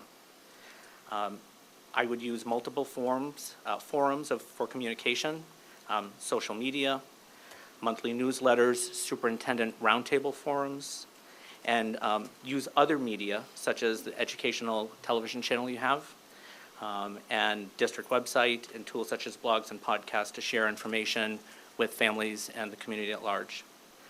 I would promote and support ongoing two-way communication with parents at all levels of the school district, and I would also use feedback surveys to gauge how well we as a district are communicating with the community. Lastly, as we all know, learning organizations must embrace growth and learning. And as the lead learner of the district, I would strategically align professional development opportunities with strategic plans, as well as district goals. And I would ensure that funds are dedicated to support research-based professional learning opportunities for students, staff, and parents. I do believe in the power of using robust curriculum review processes to ensure that kids are engaged in relevant, thoughtful, and rigorous curriculum that prepares them for success in post-secondary lives. That's extremely important. And I would collaborate with all educators and parents to provide those opportunities for students that need extra support or extensions to their learning. And I would model being a lead learner for the district. Thank you very much. You're welcome. Mr. Ruggiero. Thank you. Good evening. On your resume, you listed data-informed decision-making as one of your core competencies.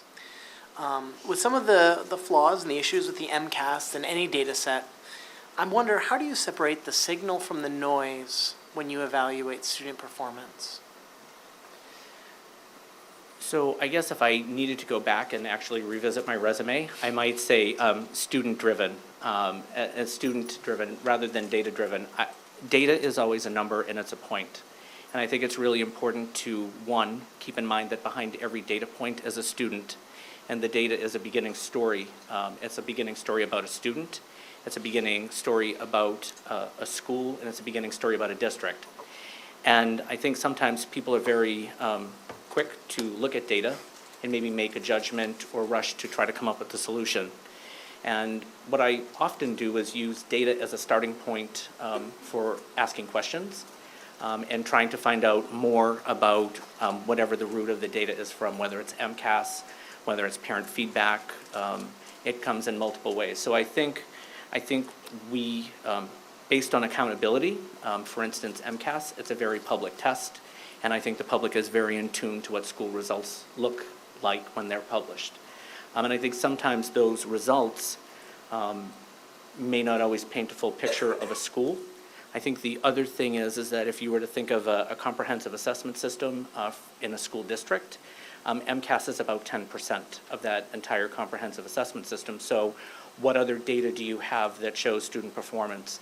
And really, tests such as MCAS, while they do provide valuable feedback, I think you need to keep in mind what the intent is, and that's around accountability, making sure that schools are providing for all students. Mentioning accountability, I was curious, how do you go about evaluating teachers in this regard? As you look over student performance, you put your picture together, which involves some data. How do you look over teacher performance? Sure. As you know, the state did head down a path, if you will, where student performance was intended to be tied to teacher evaluation. We had in the works district determined measures, and then also they were looking at growth. The key thing that I look for in regards to data is one, I'll look at the composition of the class. I'm also oftentimes looking for student growth. Because if you're a teacher with 20 students and you have 3 students on IEPs, and perhaps those students may have significant disabilities, the goal is always to help them reach a high standard and make growth. Their growth may look different than those of other students. So I think what happens is I always use evaluation as a tool to start a conversation around professional improvement in meeting the needs of kids. So the teacher evaluation system is created in mind with a professional learning goal where educators are looking to improve their practice. And then the evaluation system also includes a student learning goal. And that student learning goal is focused on data. So in my experience, what happens is generally in the fall, I've worked with teachers to provide them a data set. Usually that data set is from the end of the previous school year. And if possible, some data from the beginning of the school year if we have that. I usually set very measurable goals because goals need to be attained if possible, and you're working to reach those goals. The other piece is that the teachers are working to create those goals based on the students in front of them. I feel like that's part of those goals, and the student performance is part of the teacher evaluation. They're not the sum of that. And finally, when you look over the data information about teachers and students, what do you think is the hardest field of goals for your students to achieve moving forward? The hardest goals for students to achieve? Mm-hmm. I think, well, I guess I would say one of the most important things is to set realistic goals for students. So as you're looking at students, The very best teachers really know their students well. They know them as if you will, academically, and then I think they know them socially and emotionally as well as people. And we don't educate half kids, we educate whole children. And so I think really skilled teachers, I think skilled educators, whether it be a principal or a superintendent, curriculum people, are always thinking about the needs of kids and how we're working to either personalize or tailor instruction and to figure out how to move kids along a trajectory to meet standards. Keeping that in mind, not every child reaches the standards at the same time. So you're always looking for that growth for kids. I guess what I would say is, for me, when I'm thinking about student performance, my greatest concern would be if I have children who aren't making growth. Then I think there's a question there, and we're looking at what we might do as a school or a district to perhaps stimulate growth for them. Thank you. You're welcome. Mr. Benedetto. Thank you. Nice to meet you. Very nice to meet you. Could you just elaborate on some of your experience with collective bargaining and large-scale budget development? Sure. So most recently, in my work in Lexington, I've been part of a couple teams in negotiations. I worked with a group to negotiate a support staff contract. That was our Unit C. So I was involved in looking at the current contract and working as part of an in-district team where we looked at the contract, we looked at areas of the contract perhaps that we thought might need to be revisited in negotiations. And we looked at it. I will say I feel like we have good relations with the union, and we looked at that contract both as what folks would need and what the district needed. So I felt like we didn't just look at it on the district side. Really great contracts, I will share with you, also keep students in mind. That should be a focus. So my focus is always on kids. What will the impact have on students? That's important. I participated in other negotiations where the superintendent felt as though I had a skill set around scheduling.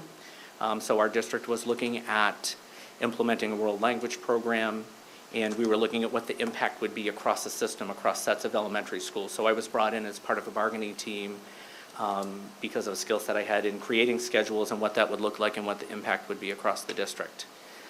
In years prior, I've also been part of administrator negotiations where, we oftentimes, not in Massachusetts, but where we bargained individually, but we may have had conversations about that contract. In regards to large-scale budget, if you will, I worked for a number of years in Maine, and part of my responsibilities in the district I worked in were to write district entitlement grants, Title I, Title II. So I wrote all of those grants for the district. I coordinated the district's Title I program, which was part of the budget. Additionally, I've had experiences at the district level where sometimes administrative input looked differently in regards to budgets. So in my experience around budget development, which oftentimes I've been at the table with other administrators, the superintendent, other folks from the central office, I feel like some of the best practices are to have folks come forward with those things that either, one, are necessary due to enrollment, those things that are necessary due to legal mandates, and then also where people can bring things forward as part of a budget process that they're looking to maybe grow a program. Or sometimes they've investigated a program and they think maybe the program has changed and there's not a need for it. So really the budget process is around combing through needs and what are specific needs. In addition to that, my work in developing budgets at the district level, when I've worked as part of this team, has always been to come in with what we think might be a reason, at least initially, where we think the budget might be and what the increase might be over the previous year, and then to be working back from that. So it involves forecasting for staff and what staffing needs are, enrollment. You're oftentimes looking at whether it's an unfunded mandate that the district will need to take on. Sometimes you're looking at programs that are growing and you need to expand them. So, I mean, you're really kind of, if you will, combing over, and you're getting the input from all of your department head stakeholders, administrators, in going through that budget process. I've presented different facets of the budget. I've had to do that for school committees before as part of a team that worked on that. At the school level, I manage the school-based budget. And of course, part of my responsibility is to ensure that the needs of students are met through the budget, but then to also balance fiscal responsibilities to the town, or in this case, if I were superintendent, would be the city. Great, thank you so much. You're welcome. Ms. Kretz? Hello, hi Hi. Tom. So as you know, Medford Public Schools has 18 approved vocational CTE programs. How would you enhance the programs already in place? What is needed to remain on the cutting edge of technology? Where do you see the programs in 3 to 5 years? And I can repeat that. So, let me make sure I've got Yep, it. So okay. you'd want to know, in regards to the 18 programs. Yep. What I might do to enhance the programs. Yes, already in place. And then secondly, what is needed to remain on the cutting edge of technology? And then 3 to 5 years out. Yes. Great. Yep. All right. Okay. Give me just a second, because I will Yes, tell you, I'm a take your time. researcher, so I've taken a lot of notes, Okay, yep. just in preparation for questions.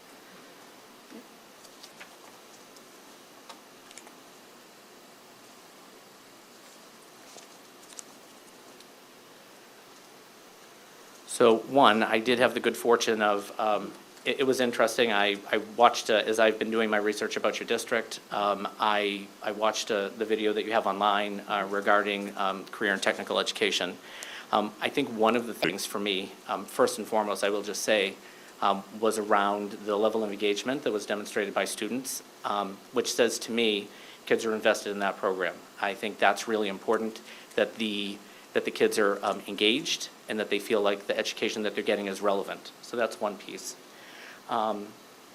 So thinking about that, because I will tell you my kind of core belief is always what is best for kids, and I think about students and I place them first in my decision. So if I was thinking about enhancing the programs that are in place, one of the very first things I would do, and I think sometimes as educators we forget this because we get wrapped up in lots of other things, I would be talking to the students around their experience in the programs.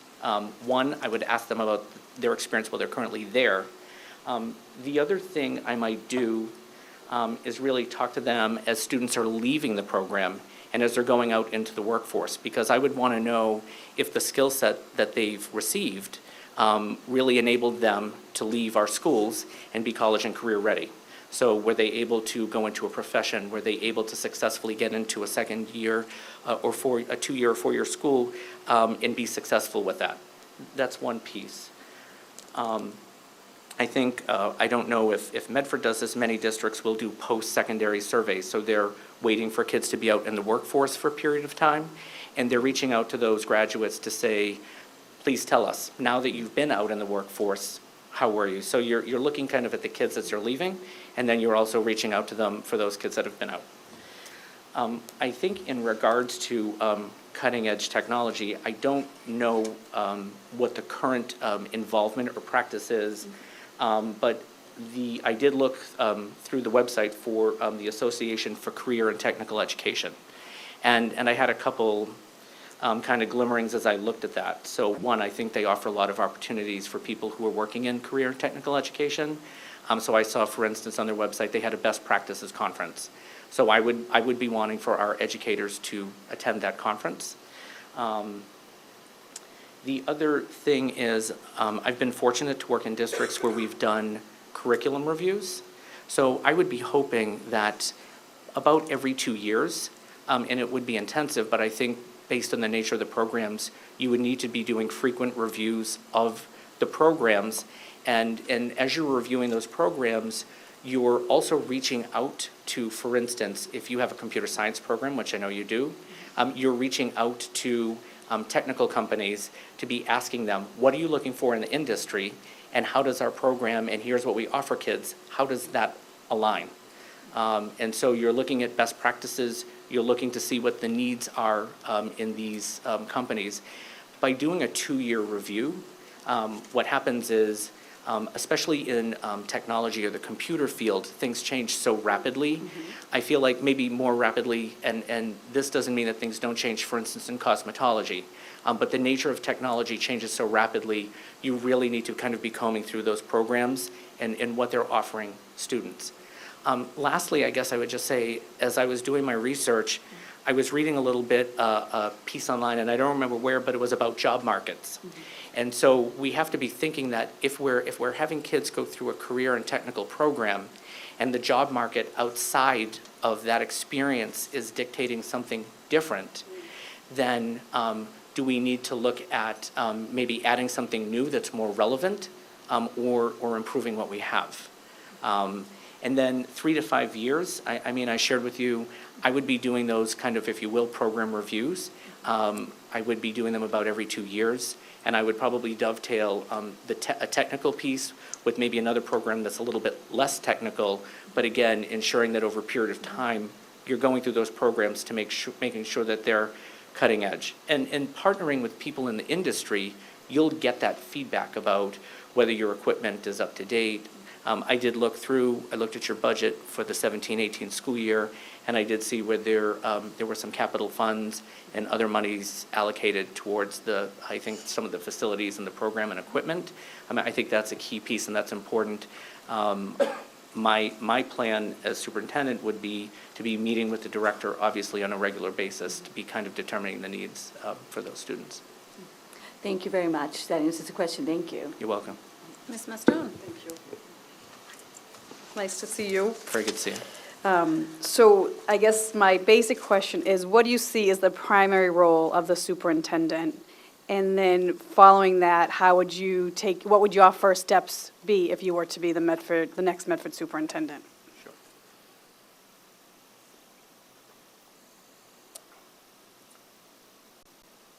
The primary role of the superintendent really is to be the ambassador between the school district and the community. And so I think part of that role, a large part, I'll just say, in my estimation, is focused on communication. Because I feel as though it's through really good communication that trust is built. And people in the community, they send their children to us every day, and they look for them to be educated, and they also look for them to be safe. And they, I think, so I am a community member, I live in Medford. They also, I think, are looking for their contributions to the school system to be used in an efficient way that will get the most leverage for kids. And I feel as though coming into a district, there's always the piece around a thoughtful entry plan, which includes really learning as much as you can about the district, and that is primarily accomplished through a lot of listening and reading and investigating. You're really a sponge, and you're learning as much as you can about the organization. And that doesn't just happen by walking through schools. I think that's a piece. I think there's the piece about being out in the community as you're building your entry plan, and as you're kind of working and developing that plan. I think you're visible in the community. You're reaching out to constituents. You're talking to students, and I'm thinking about all students. And so when I say all, I don't think I can talk to all 4,600 students in Medford, but I do think you're talking to student groups, parent groups, and you're thoughtfully entering in as a learner, and I think you're demonstrating that. And then I think really the communication piece, though, is critical, because I think that's where relationships are built, and trust really is the underpinning of a lot of those relationships. Thank you. You're welcome. Justin, did you have a question? Number 2. Oh, sorry. Would you like me to ask one and then we'll come back? Yeah. Okay. So if you're to look up the statistics for the City of Medford school system, you'll find that 34% are minorities, and the first language at home being non-English language is 23.6%.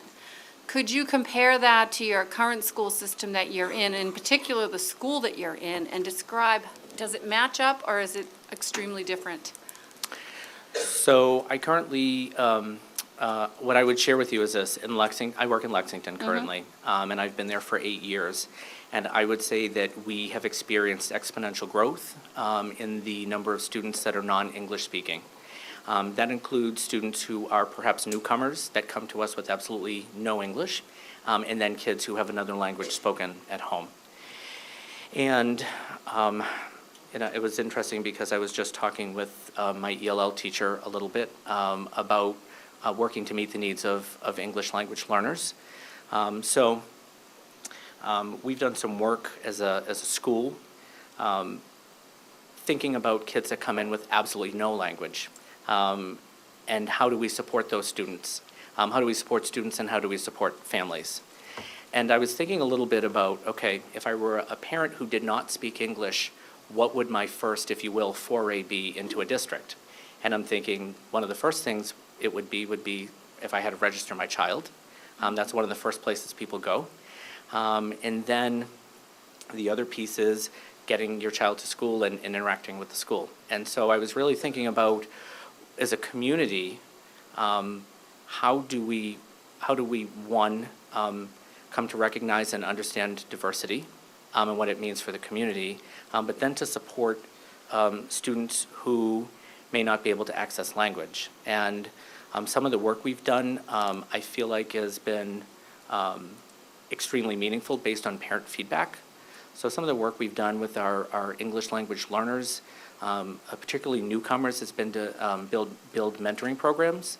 Those have been very easy programs to build where kids actually are partnered up with an adult.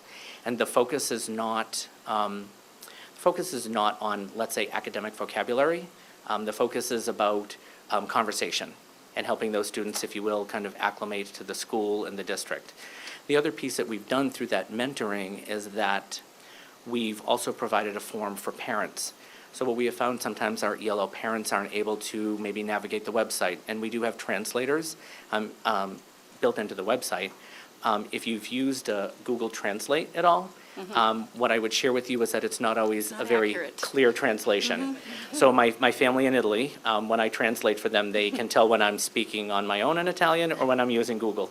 And so it's not always a clean translation. However, I will say, in the absence of having someone who's a native translator to translate every conversation, you provide far greater access to those parents. So I'm thinking about, central registration, I'm thinking about entering into a school, and I'm thinking about a website where parents will go to get information, how accessible that is. I think there's also a piece, if you will, and you have a community that has a growing population of students and families that don't speak English. I do think it's a community responsibility to be supporting everyone in the community, the school community and the greater community. So I feel as though there are oftentimes forums that I feel like are a great opportunity to share perspectives and gather input. I've also seen Harvard Graduate School of Education has a great survey. It's tailored in a number of different languages, and that survey can be shared with families whose language is one other than English, and schools and districts can gather a lot of important information from that. So what is the composition of the school that you're in right now? The school that I'm in right now, we have 500 students, and we have approximately 70 students that speak, that are identified as ELL. That may not be necessarily, those are kids getting direct services, maybe not our former language English proficient students. We generally, as a district, have worked to have approximately one ELL teacher for about every 30 students. And so what we've done is, at least I can speak at my school, so I think one of the challenges is always that for newcomers, the recommendation is that they have 1.5 to 2 hours a day of English instruction. And that's really, and we've had these discussions, the challenge is that they need to have that instruction in English, but you also want them in classrooms where they're hearing academic conversations and other language related to learning English. Or sometimes you also want those students to be able to speak, and you want to see what they understand their native language. So I feel like there's if you will, an ongoing tension around having those students be fully participatory in class, so they're acquiring English language skills, but then giving, for instance, newcomers that very intense amount of instruction that they need to be able to access curriculum. Is Lexington a METCO school? Lexington is a Metco system. So of your 70, are any of those Metco students, or are they Lexington residents? No, the Metco, some of our students, so what happens is when students enter into a district, their families complete a home language survey, and based on that home language survey, you do a screening, and you look to see if those students perhaps are in need of English language support. So we do have, my school, because we've had very significant amounts of enrollment, we've not been able to take as many Metco students, so we probably have about 11 right now in my school. Some of those students are ELL students, and then some are not. So the preponderance are students from Lexington. Thank you very much. You're welcome. Justin? Hello. So, as you may know, the Medford High School is in the process of integrating with the VOC. And one of the biggest issues faced with this integration is the aligning GPAs from the VOC side and the academic side. Many VOC students who were in the top 10 before now find themselves applying to colleges while their rank is in the top 100. And to them, it doesn't seem fair because they've worked hard for their grades, and suddenly, compared to everyone else in the weighting system that we have, they've slipped. So that's the academic part of that. But there's also a social component to that as well, in that a lot of VOC students feel like they're outnumbered by high school students. How would you reconcile these differences, academically and socially?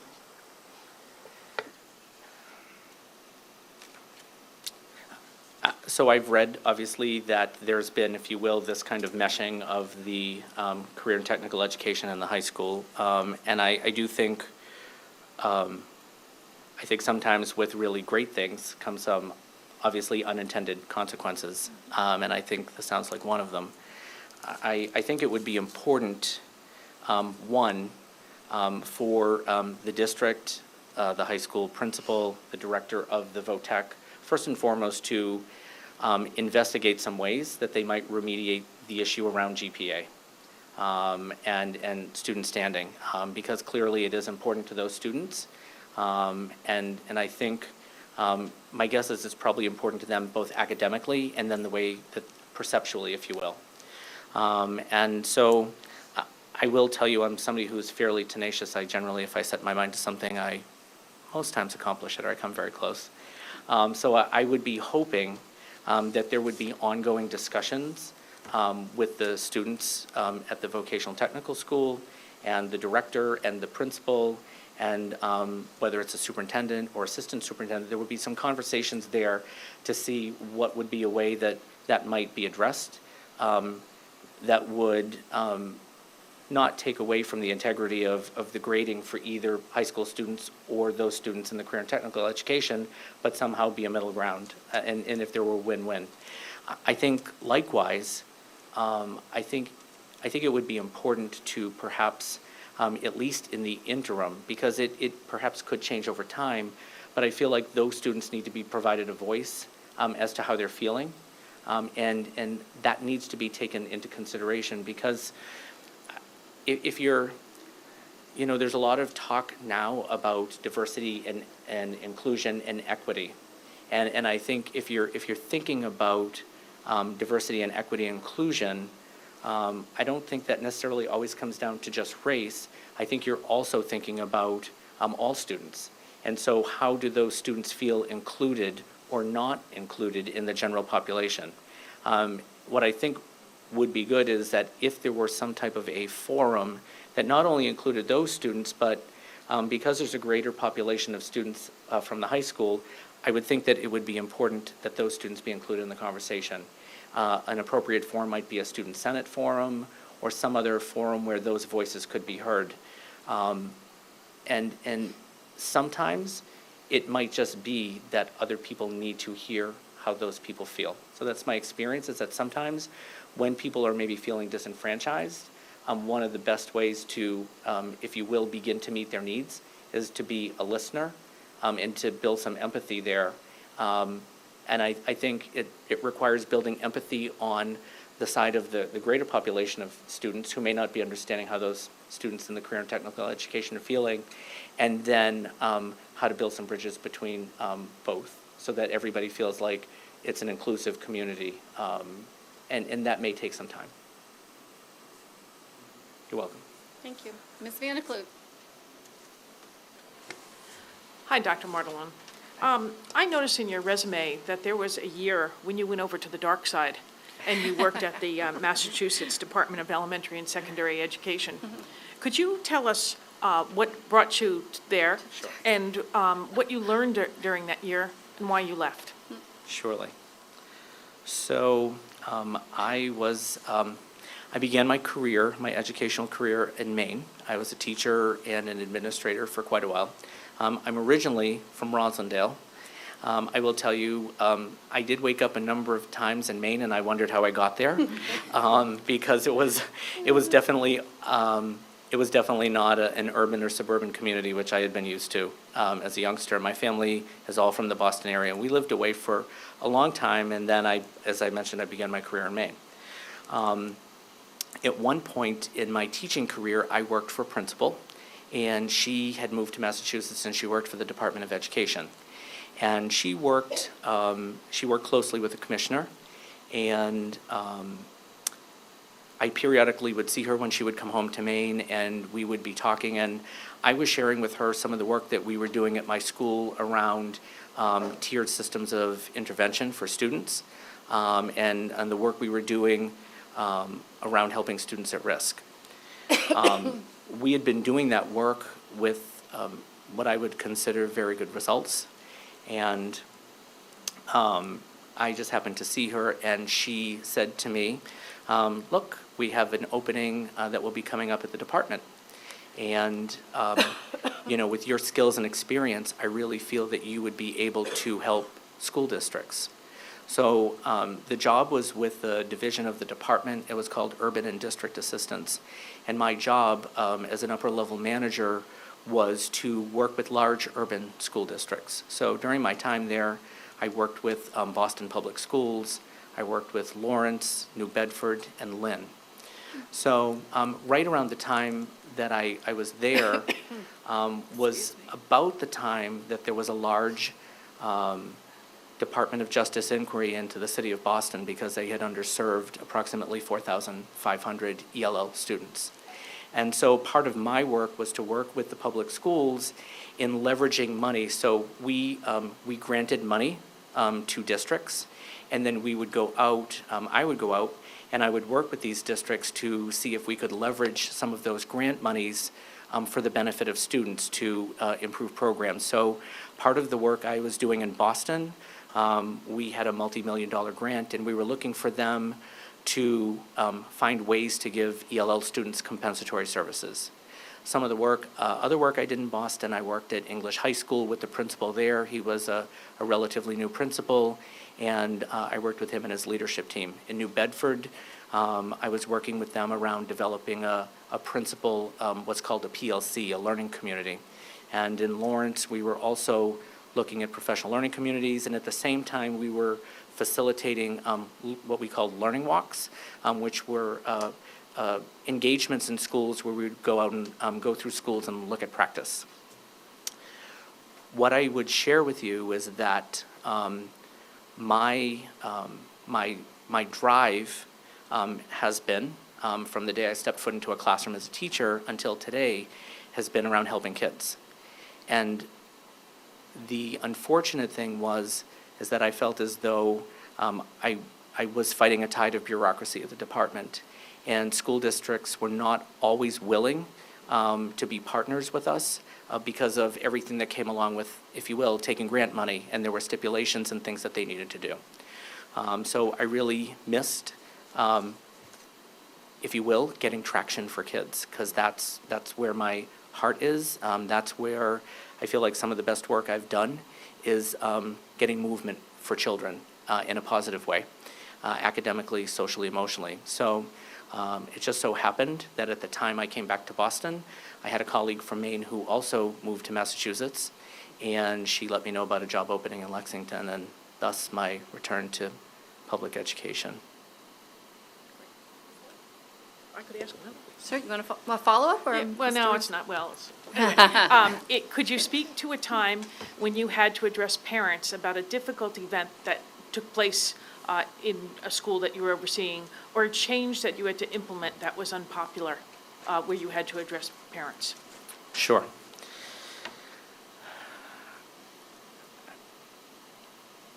So I will say, I've been lucky where I've had a number of things that I've had to tell parents about that they've been really pleased.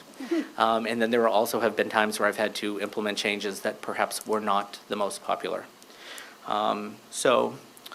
In my current school and in my last school, I've been involved in situations where I've identified some safety concerns. So in my previous school, we had a massive construction project where we reconstructed pretty much the whole building. We put on significant additions, and I started at that particular school probably about a year before the project was finished. But I had inherited a school where people could very freely walk into the school at any time, and there were safety concerns around access and people coming in. And so as we did the building project and as we redesigned the building, I advocated around one point of entry and other things that were related to the kind of, if you will, the physical structure of the building. But then also I implemented some changes that were based on what I observed to be some safety concerns. Similarly, at the school I'm at now, after the incident in Newtown, Connecticut, I think it's unfortunate that after events that are tragic, school shootings, people really start to, again, revisit their safety practices. And I think because it highlights those concerns. So after the Newtown incident at my current school, we put in place some safety protocols. We put in some practices that I think were different from what people were used to and seemed a little bit more restrictive. And at the same time, we also tried to be thoughtful about how we could continue to make our schools feel welcoming. I think those were not always met they weren't always met with positive intent. I think for those people who were told, you need to now come to the front door, you need to sign into the office.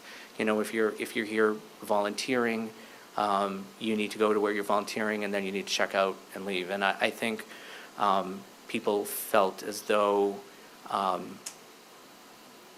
that they weren't welcome. And clearly, we worked to pre-communicate, and then communicate during, and then communicate after those changes were made, that we did welcome parents and that we did want people involved. However, we also had to, and as a building administrator, I had to take into consideration the safety of all students and staff. And so, while large portions of the parent population or the community understood those changes, there were people who were not upset, were upset and felt as though their being able to be part of the school was somewhat restricted. Thank you. You're welcome. Mr. Russo. Good evening. Hi. I have a short question, Sure. not necessarily a short answer.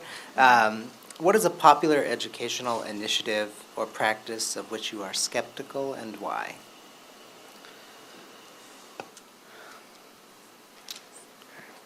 So what I would share with you is this is my 24th year in education.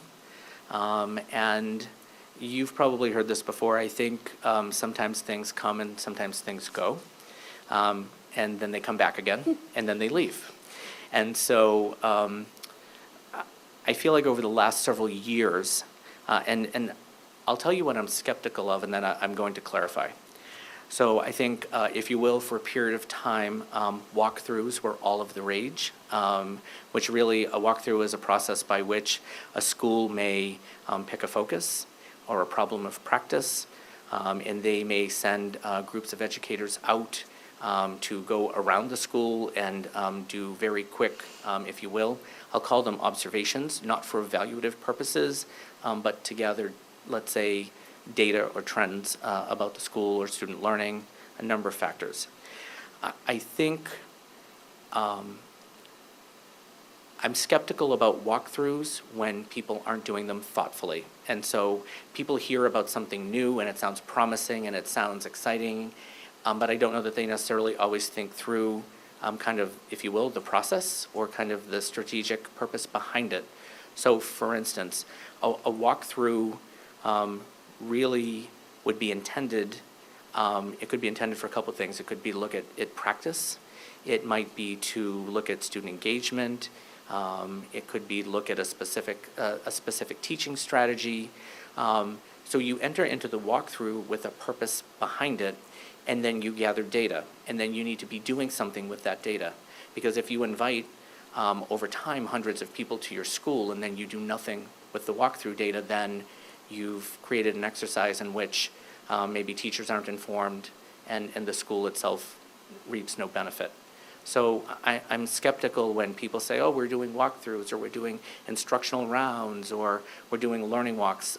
Those, I think, what I'm skeptical of is when people kind of, if you will, jump on a bandwagon to do something new, but don't really understand the purpose behind it, or don't leverage really what the intent was. Sebastian? Oh. It's nice to meet you. Very nice to meet you.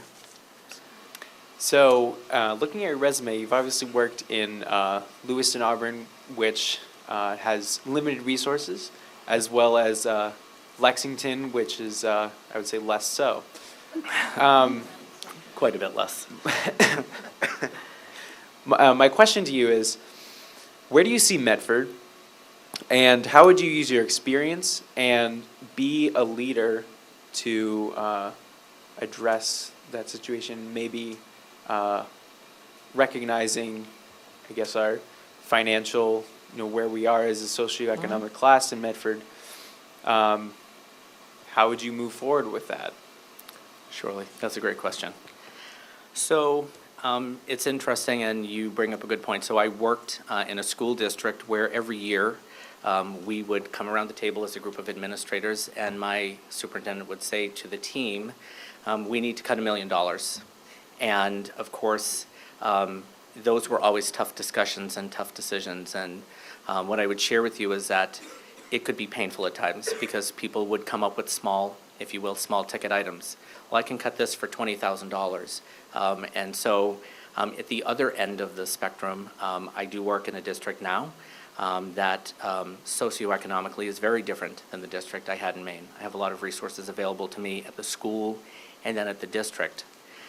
I guess what I will tell you is that, which might give you a little bit of insight into me and how I think, I still operate in Lexington with the same kind of fiscal mindset that I did in Maine. Because I don't take for granted that money is always available, and I had to work for many years without having a lot of resources.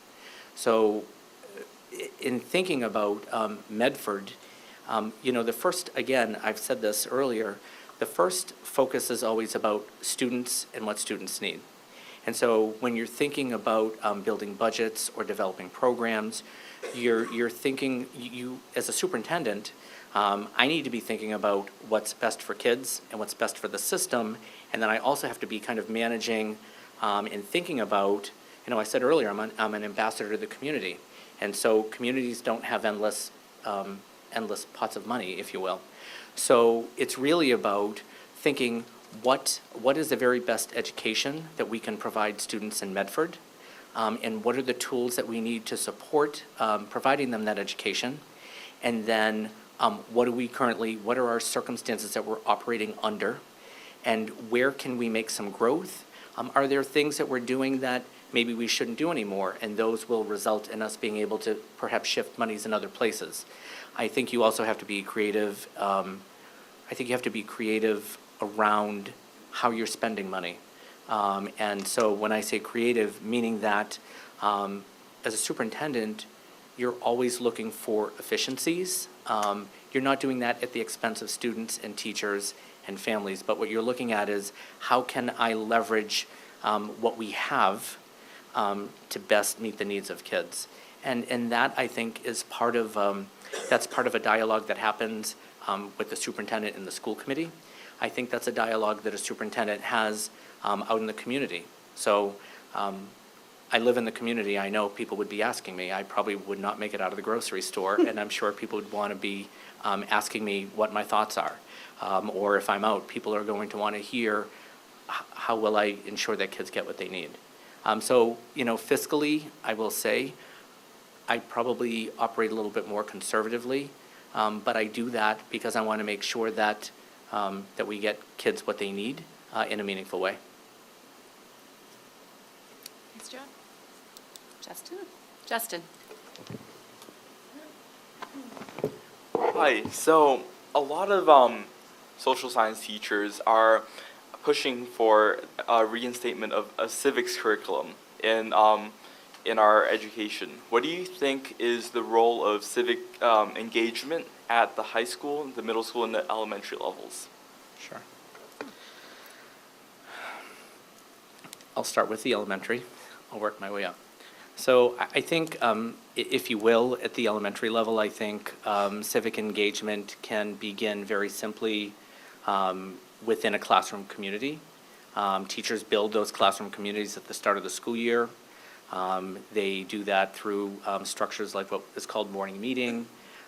They do that by assigning jobs in classrooms. I think there are lots of things that kind of, if you will, are the precursor at the elementary age to civic engagement. Some of the work I've done has been around setting some school goals. I've done that with our student council, and those students work to develop, if you will, a community goal, a class goal, and a school goal. And I think that's been meaningful for students, and it's been developmentally appropriate for elementary students to begin thinking about civic mindedness. I'll also just say there is a piece actually in the teacher evaluation rubrics around teachers doing work around civic engagement and civic mindedness. So I sometimes am saying to teachers, okay, what can you do to be promoting that? So that's a piece there. I mean, at the middle school level, I think you're thinking about where kids are developmentally and around, if you will, their own becoming aware. I think of the greater world around them. Not that elementary schools aren't, but I think developmentally, middle school students are, if you will, kind of investigating more of the world. I think opportunities at middle school and then going on to high school would be any type of, if you will, like a Model UN, a student senate, any type of student government body. I think that those are all great places to develop civic engagement. I think there could be coursework. I think that's one piece. I think if you're thinking about civic engagement, though, the key word really is engagement, and I think you're thinking about how can we engage kids in a way that prepares them civically beyond high school. So, the engagement piece for some students, well, they may not want to participate in a class, or they may not take that particular elective if it's offered as an elective. They may also get it in other ways, and that might be through the Senate. It might be through a student body, some type of a student government body. The other piece, and I just saw an interesting video clip the other day, was not only teaching the piece around civic engagement, but around civility as well. Mm-hmm. And I think as we're teaching kids about civic engagement, we're also really working about civility. And how does that look in civil engagement? That may come up through debate teams. I think those are opportunities, those are teachable moments that teachers get all the time as they're helping kids interact with others in the world, perhaps beyond the school. That sometimes comes from community service as well. I know one thing that's been very popular at the middle school in Lexington, we've done it in other places, is to either have like a mock town meeting. I think those opportunities that give kids an opportunity to kind of experience civic engagement as well. What do you see as the role of student leadership and student leadership groups in shaping school policy?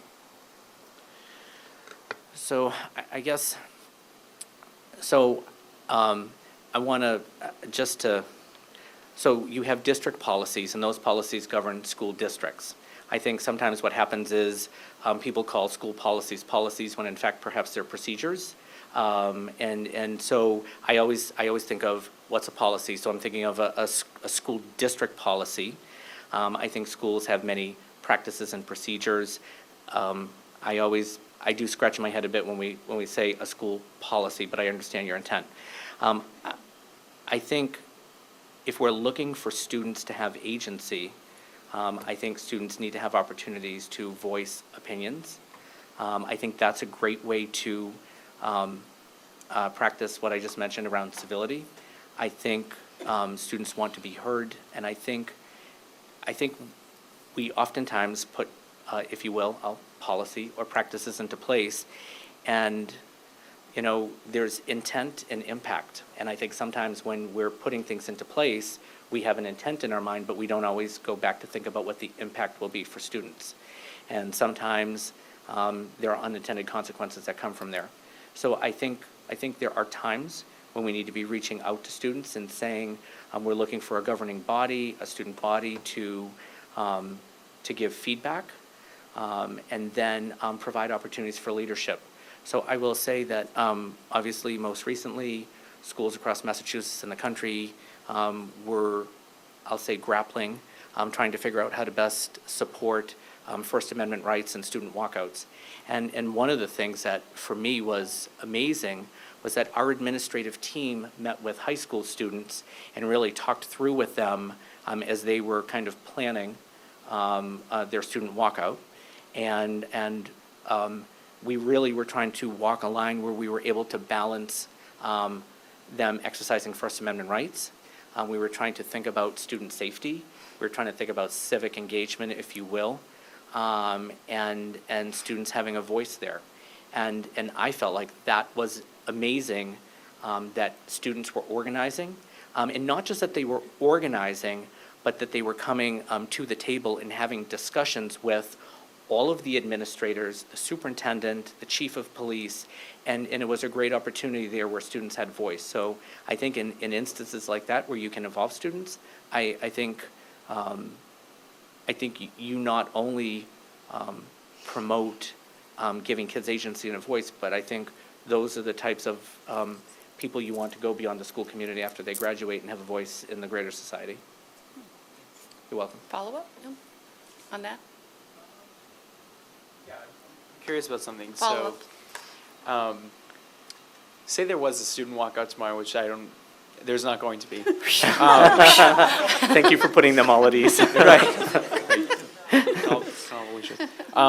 Just as a leader, how would you go to specifics a little bit about how you would address that? Yeah.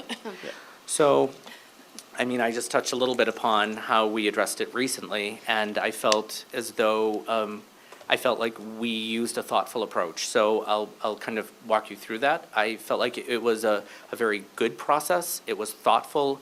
I think it helped create a partnership between students and administrators and schools. And I think some people might scratch their head because people like a partnership between students and adults.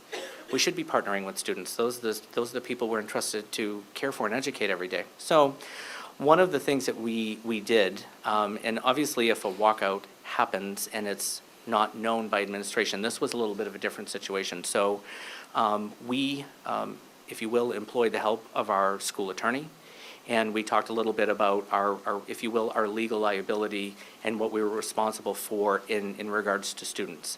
And I think that's important because while we wanted to honor students being able to have a voice and exercise First Amendment rights, we also knew that if kids were walking out while we were caring for them, that we also felt a sense of responsibility for them.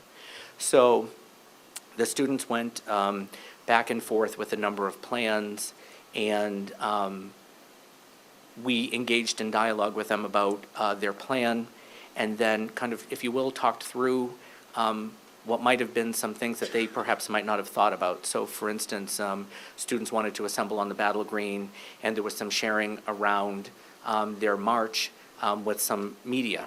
And then we were concerned that, if you will, if you're talking about a march for gun safety and there's going to be a meeting on the Lexington Battle Green, you're maybe inviting a situation. And so our work was to try to provide some guidance for students.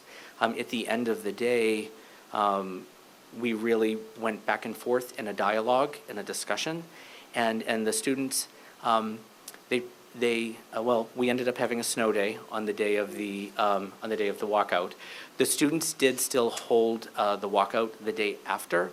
And the other piece, and I didn't mention this, but we also partnered with the chief of police because the chief of police also wanted to ensure student safety as well.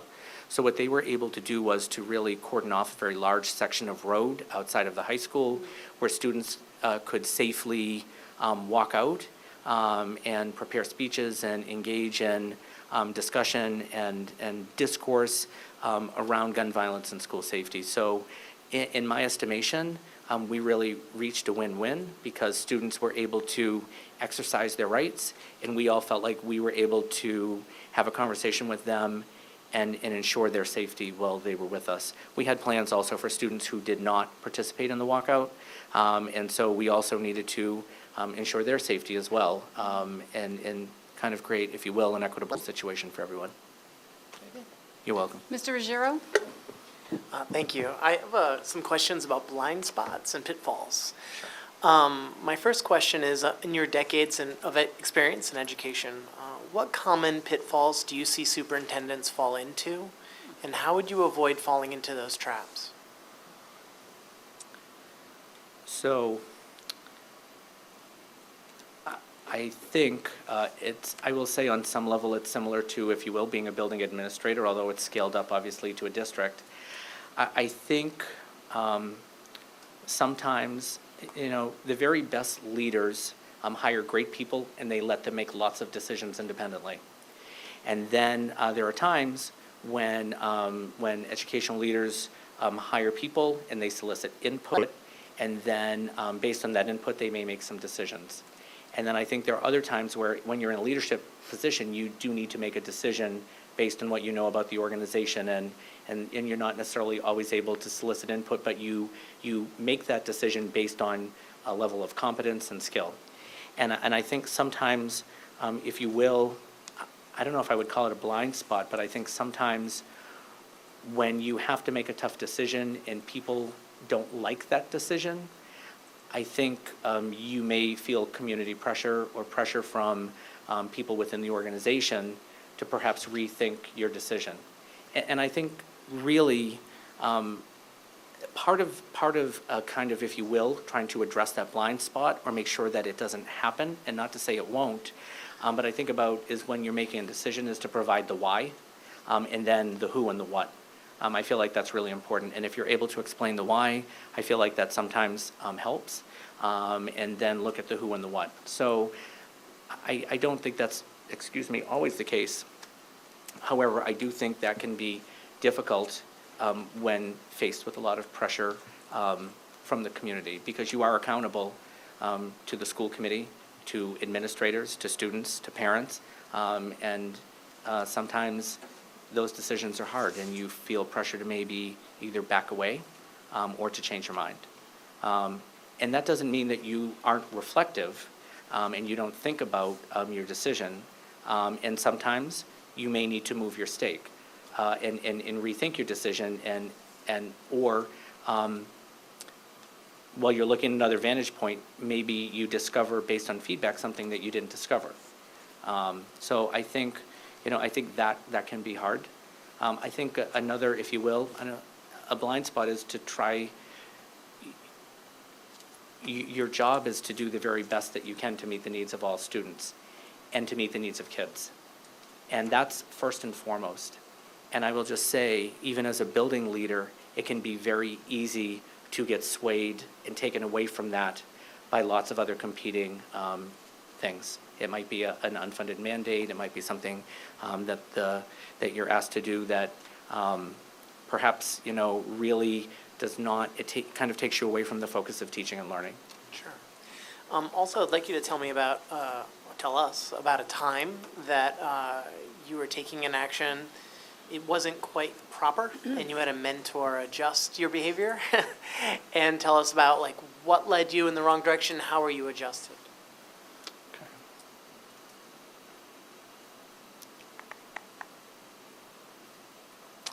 So, I'm trying to think.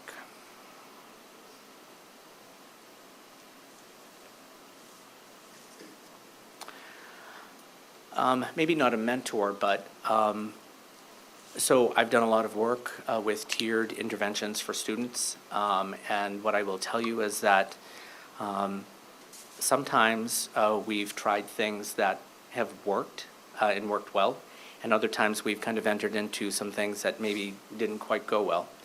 So in my current role, I have regularly met with my building union representatives to get feedback from them.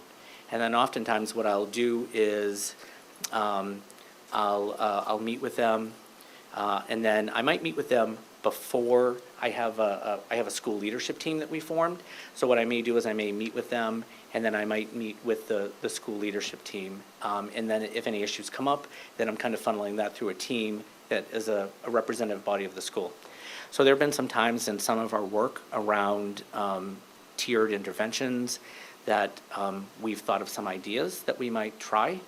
And sometimes my union reps have come back and said to me, look, like you may want to consider the impact this may have on staff.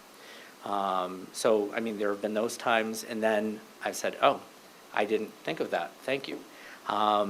So I'm active on social media. I network with a lot of great educators on Twitter, and there's been a movement called Observe Me, and that's where a teacher can put a little placard outside of their room. They come up with a couple things that they want people to give them feedback on, and it's similar to a walkthrough model. So I would come, I might go to Mia's classroom, and she's got something on the outside that says, come on in and take a look at how my students do, how I do with transitions, and how my kids do with, let's say, focus and attention. So it sounded like a great way for people to be reflective of their practice. It was called Observe Me. So I went to my school leadership team and I said, look, I found this great way for us to participate in some really good feedback loops. And you get to pick what you want feedback on. I said, I'm going to do it. I'm going to put outside my office. Let's just say. So when you say observe to teachers, they immediately go to supervision and evaluation. So it's been temporarily suspended for a period of time, not because I don't think it's worthy, but you know, again, and we were looking at doing it in a small scale. So sometimes you know that you need to roll something out in a larger scale or systemically. And then there are other times where you want to, let's say, test something out and get some feedback and tweak it. So we're currently on pause with Observe Me. And those weren't mentors, but I listen to the people that I lead because I'm asking them to do work on behalf of children. And sometimes, again, intent and impact. While I do think people wanted to participate, we need to navigate a way that it's about some different types of learning. Thank you. You're welcome. Mr. Benedetto? Thank you. I have a question regarding academic growth for our students here in Medford. Sure. So could you tell me what kind of plans you would put in place for each level of our educational system, like our elementary, our middle, and our high school students? Sure. Based on any of the data that you had a chance to review. Sure.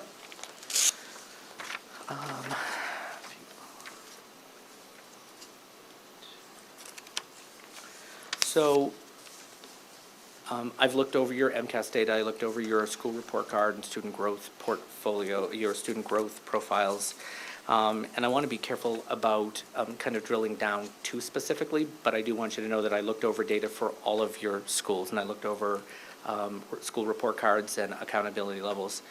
And I will get to the answer about some specifics, but I guess what I would want to share with you is that as a superintendent, part of my role would be to think systemically. So in my mind, when I come to work each day, I'm thinking about what can I do for all kids. And I'll make sure that I can give you, if you will, some little sound bites about each grade level, but just thinking about, as far as the district goes, to raise student achievement and rigor, I think one of the things is really around working to either continue to create or maintain or grow a culture of learning where people are focused on student learning. And that focus really permeates the organization, and people believe in that. That people believe all students can learn and demonstrate growth, and that educators, all educators are invested in learning, and that we also work as outreach agents with parents and the community to help them learn as well. So I think first and foremost, that, there's a saying, and that is that culture eats strategy for breakfast. And so you're really, you're developing a culture around learning. That's a key piece that really, if you will, addresses a systemic approach to learning.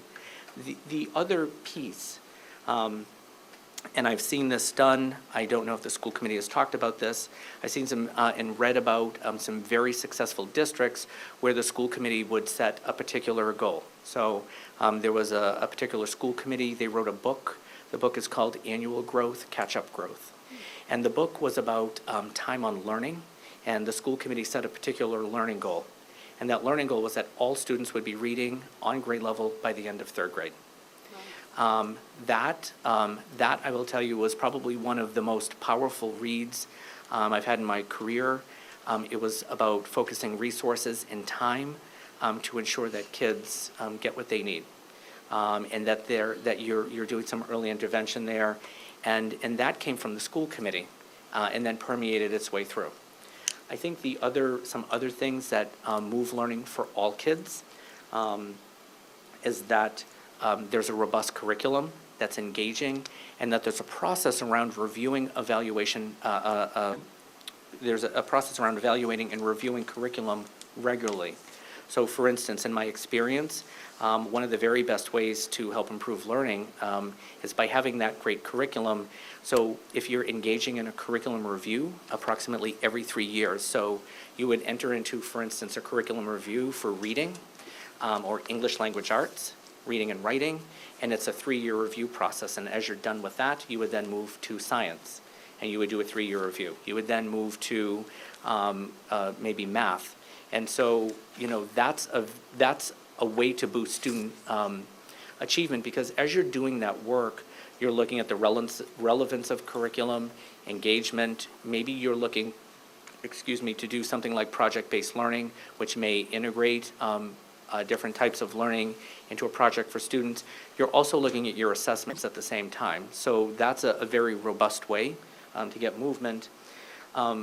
The other piece, and this is what I will share with you in regards to elementary and middle and high school, and that is that it is absolutely imperative that schools and districts build tiered systems of support for students. So, for instance, at my school, every 6 weeks, I meet with teacher teams. I meet with every grade level for 2 hours, and we're combing over data for students. And it's not just, Johnny is at a DRA level 24. The conversation is, this student is at this particular level, and here's where I'm seeing them struggle. So teachers know kids, and we're talking about students, and we're talking about what interventions we'll put in place for them.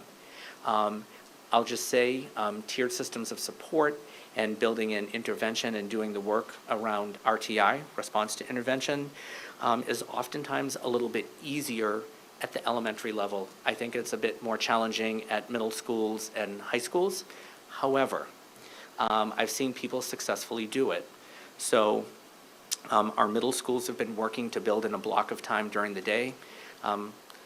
If they're listening right now, I don't know if this is televised, but I feel like they stole our name for it. We call it WIN time, and WIN stands for what I need.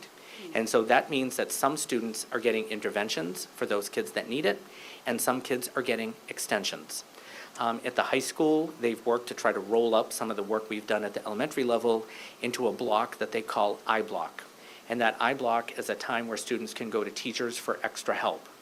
So, if you're thinking about raising student achievement, I'm not an educator that believes that, a student should not be getting to the end of a quarter or a marking period with a failing grade, and they're just finding out, or parents are finding out. The minute a student is showing that they're not being successful, we should be intervening on their behalf, and we should be providing support to help them. And at the end of the day, I will just say, it's not because you're looking to get a good MCAS score, it's because you're helping kids meet learning standards that will help them when they leave the school community that they're in. So, ideally, you have a very robust curriculum that you've developed with teacher input and you've aligned to curriculum frameworks. You provide resources and professional development to deliver that curriculum. For students that don't meet the benchmarks, you're providing tiered systems of support to help them. And then the outcome should be high levels of learning and improvements in learning. Oh, and by the way, your hope is, and not your hope, but what should happen is that students should do well on standardized tests or other measures of performance. Follow-up, Mr. Ruggiero? You used the phrase robust curriculum. Can you explain what that means exactly? Sure. I think robust curriculum and teaching robust lessons, you're really thinking about entry points for lots of different types of learners. So a prime example is that over the last few years, I've been working with my math coach, and we've really placed a huge emphasis on helping students see themselves as mathematicians. So a robust curriculum offers opportunities for lots of different learners. So for instance, we do what are called low floor and high ceiling tasks. And those tasks are intended to provide multiple insertion points for many different types of learners.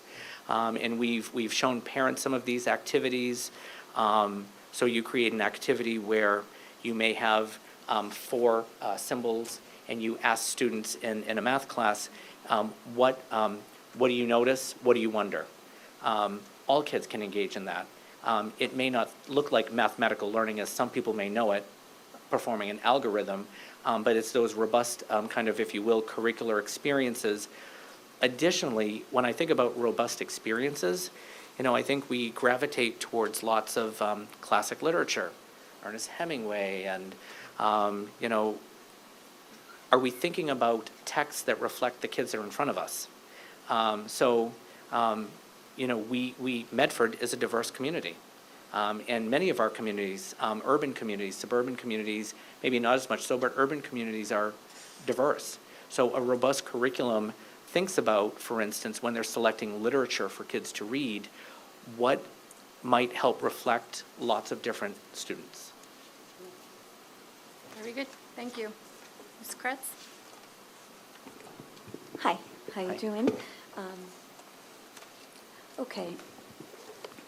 How would you work with the school administration to continue to promote career and technical education, increase the enrollment numbers, and keep the students here at Medford High School, participating in career and technical education? Surely. So I will just say, I think part of promoting that, if you will, and I understand we're in the education business, but there is a bit of marketing, if you will. Mm-hmm. And some of that marketing or promotion, promotion is probably the better word. I feel like marketing sounds like you're trying to sell something that maybe isn't great. But in any case, that promotion really starts with children when they're young, and helping kids explore interests that they have, which may not necessarily be what might be considered a normal path. So I would share with you, my path was not to be an educational leader. I thought I was going to own my own restaurant. And so I went to college, and the first time I went to college, I was not successful.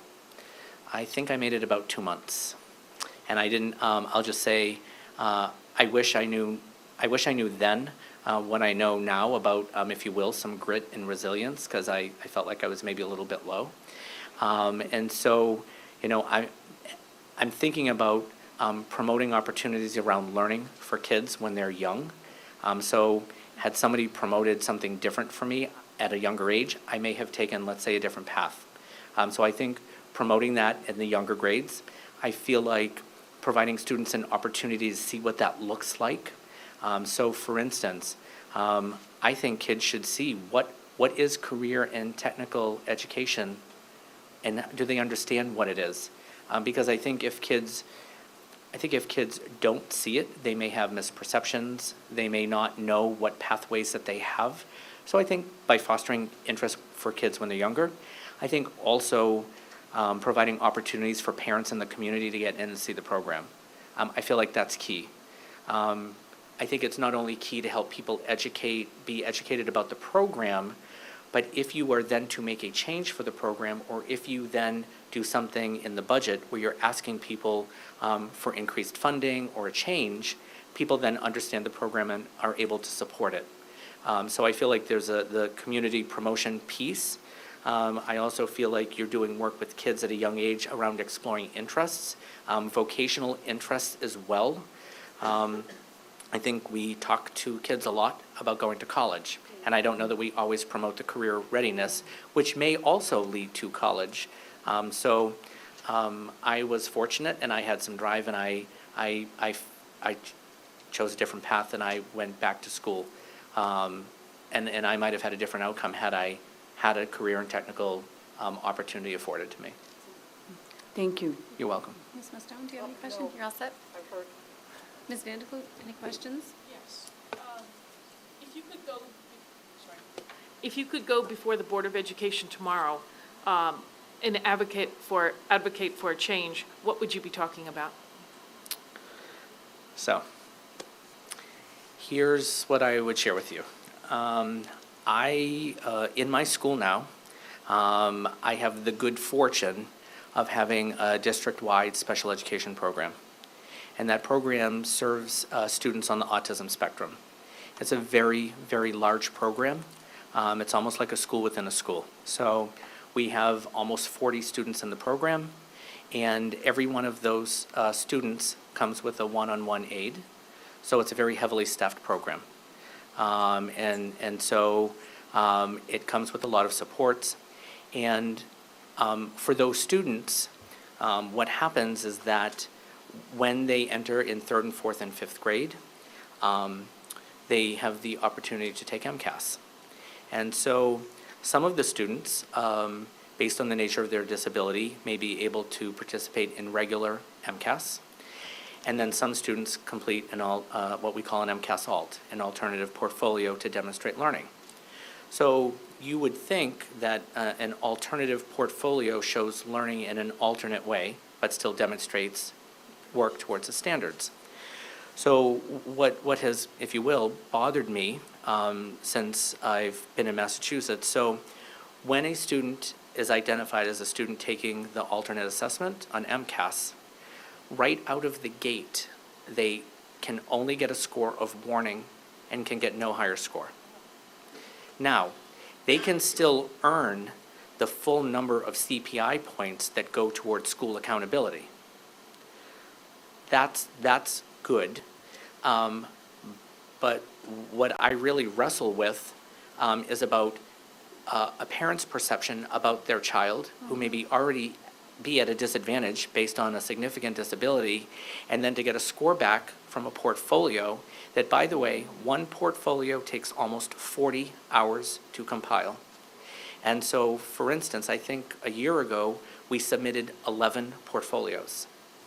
Now, the other thing with that is that, kind of, if you will, on the public side, when your very public accountability scores go out, your MCAS scores, what happens is people, if you have a district-wide program, people are seeing a lot of warnings because those alts are a warning right out of the gate.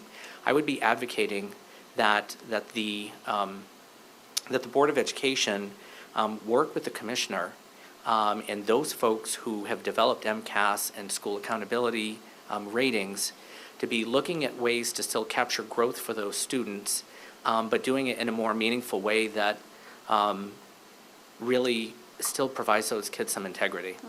And I probably, I don't know, maybe I'll get in trouble for saying this, but I have suspected that there's some, if you will, It feels to me like a civil rights issue that students are getting a score of warning right out of the gate and can't get anything higher than that.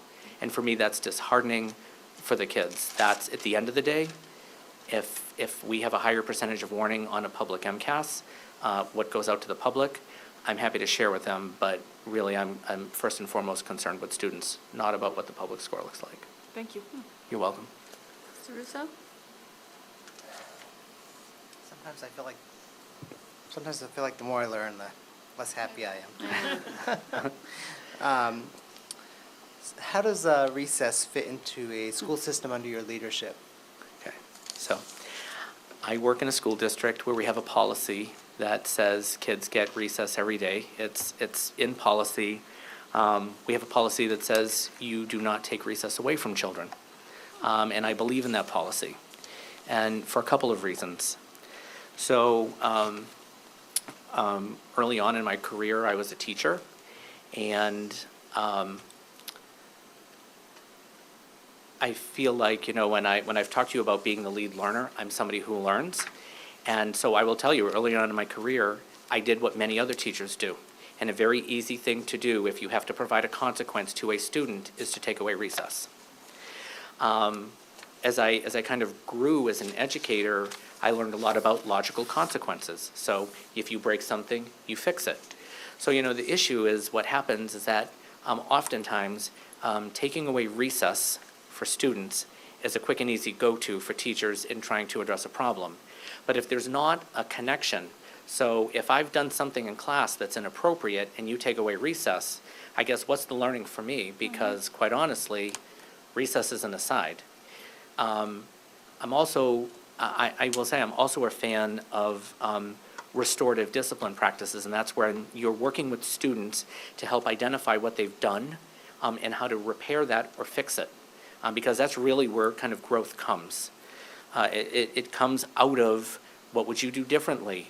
Did you show empathy? How did the situation play out? I think those are all pieces around learning and discipline. So it is, if you will, very easy to not really have a bag of tricks and to say, I'm going to take recess away. The other thing is, I don't know who said it, but there's a quote that says, play is the work of children. And so there have been a lot of research studies around the importance of play with kids and the learning that takes place during play. So I'll just share with you along the lines of recess and play. So about, not this year, a year ago, I saw somewhere in my Twitter feed that there was a movement called Global School Play Day. And schools could sign up for it, or districts could sign up for it. And you could take as little or as much as you would like. So sometimes I like to, if you will, rip the Band-Aid slowly, and sometimes I like to give it a good pull. So I decided to really rip the Band-Aid, and we chose to participate in Global School Play Day at my school for the full day. So here's what I would share with you. We did one full day of undirected play for kids. If a student had an IEP, we still ensured that they got any services associated with their IEP. They didn't miss lunch, they didn't miss recess, and they still went to their specialist classes, art, music, library. Students could not bring in electronics, so we didn't want any electronic devices. We gave them the whole day to participate in creative play. They got to bring in games, toys. Kids brought in blankets. They were making forts. The teachers shared with me that was one of the most amazing days that they had had. And I will tell you, for some of our students with significant disabilities, students in our ILP program, teachers saw those kids interact with their peers in different ways. Kids were negotiating turn-taking. They were negotiating creative play. Who will lead the game? Who will help? It was absolutely amazing. And I remember a student walking out, and the student, as they got out near the front lobby, said to me, "Mrs. Marloni, this was the best day of my life." And I thought, well, you're only 10, so I hope you have many more. But in any case, I will tell you, though, this is my 24th year in education. 23 years ago, if you said to me, Tom, should you be giving kids a full day of play? No, we can't. Teachers are under great scrutiny to help children achieve standards of performance. And I think sometimes we don't stop to think about the opportunities that we need to be providing our children, recess, having time for some unstructured play. Do I think we need to help kids navigate recess? Yes. And I think there are times where we're doing some of that teaching, some of that incidental teaching that helps recess be successful for kids. I support recess. I don't support in taking it away. I also have to balance that with, we need to have time on learning too. So it's always a balance. Thank you. Very You're good. welcome. The final question of the night, if Sebastian has one. Or are you all set? You're all set. I'd like to. Justin, final question. Thanks. A lot of focus is given to the core subjects that are tested, English, math, science. How would you balance the importance of getting high scores and devoting resources to those subjects and to other subjects that a lot of people don't consider core subjects, such as foreign language and different various classes, and extracurricular activities like sports and arts and music? Sure. So I guess I will just tell you, I believe all subjects are core subjects. If they were not important, we wouldn't have them. And if they're not meaningful, why are we giving them to kids?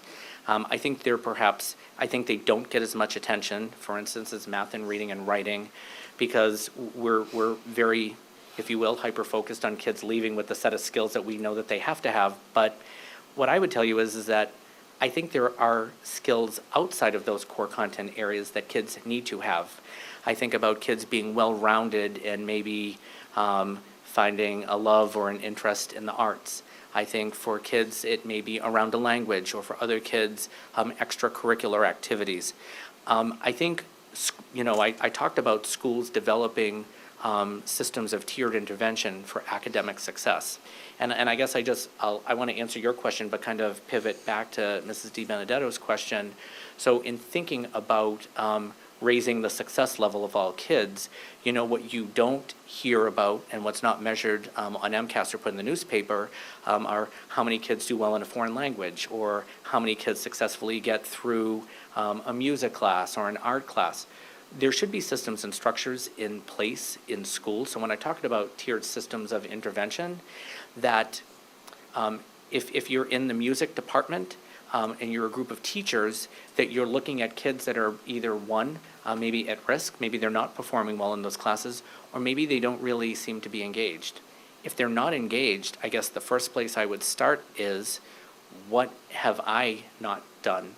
And when I say I, the person can say that as a representative of the district. Is the curriculum not engaging? Do I need to teach this differently? So I think we're always looking at student performance and how we can help kids be successful. And that goes to sports and coaching. Are coaches a positive influence? Do they place reasonable expectations on students? And I think in sports, kind of like in MCAS, sometimes we can get focused on winning and outcomes. And I think sometimes the focus is, should the focus be on camaraderie and on sportsmanship? And if you win, that's great. But winning isn't always the outcome. Very good. Well, thank you so much for being here this evening. If you'd like to offer closing statements, we'd certainly like to listen to those. Sure. This is brief, I promise you.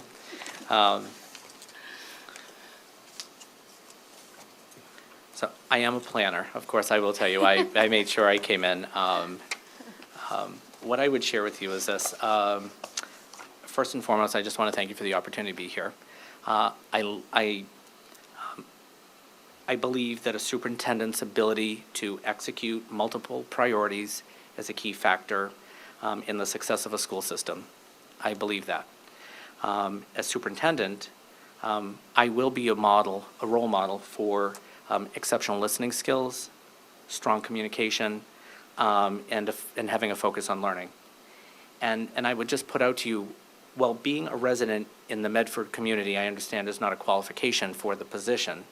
The fact that I've chosen to make my home in Medford, and I've lived here for almost a decade, I believe shows that I am, in fact, invested in, and I'm committed to, and I care about the community.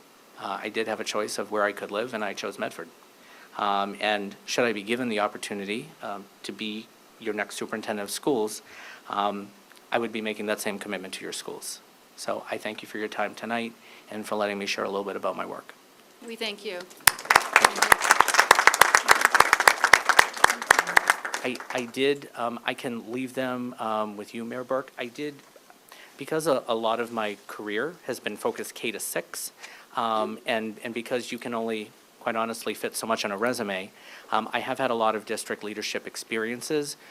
What I've done is I did bring a one-page. I've got enough copies for folks on the school committee. If I could leave those with yours. Certainly. If people have further questions, they might gather some other information there. Excellent, thank you. You're welcome.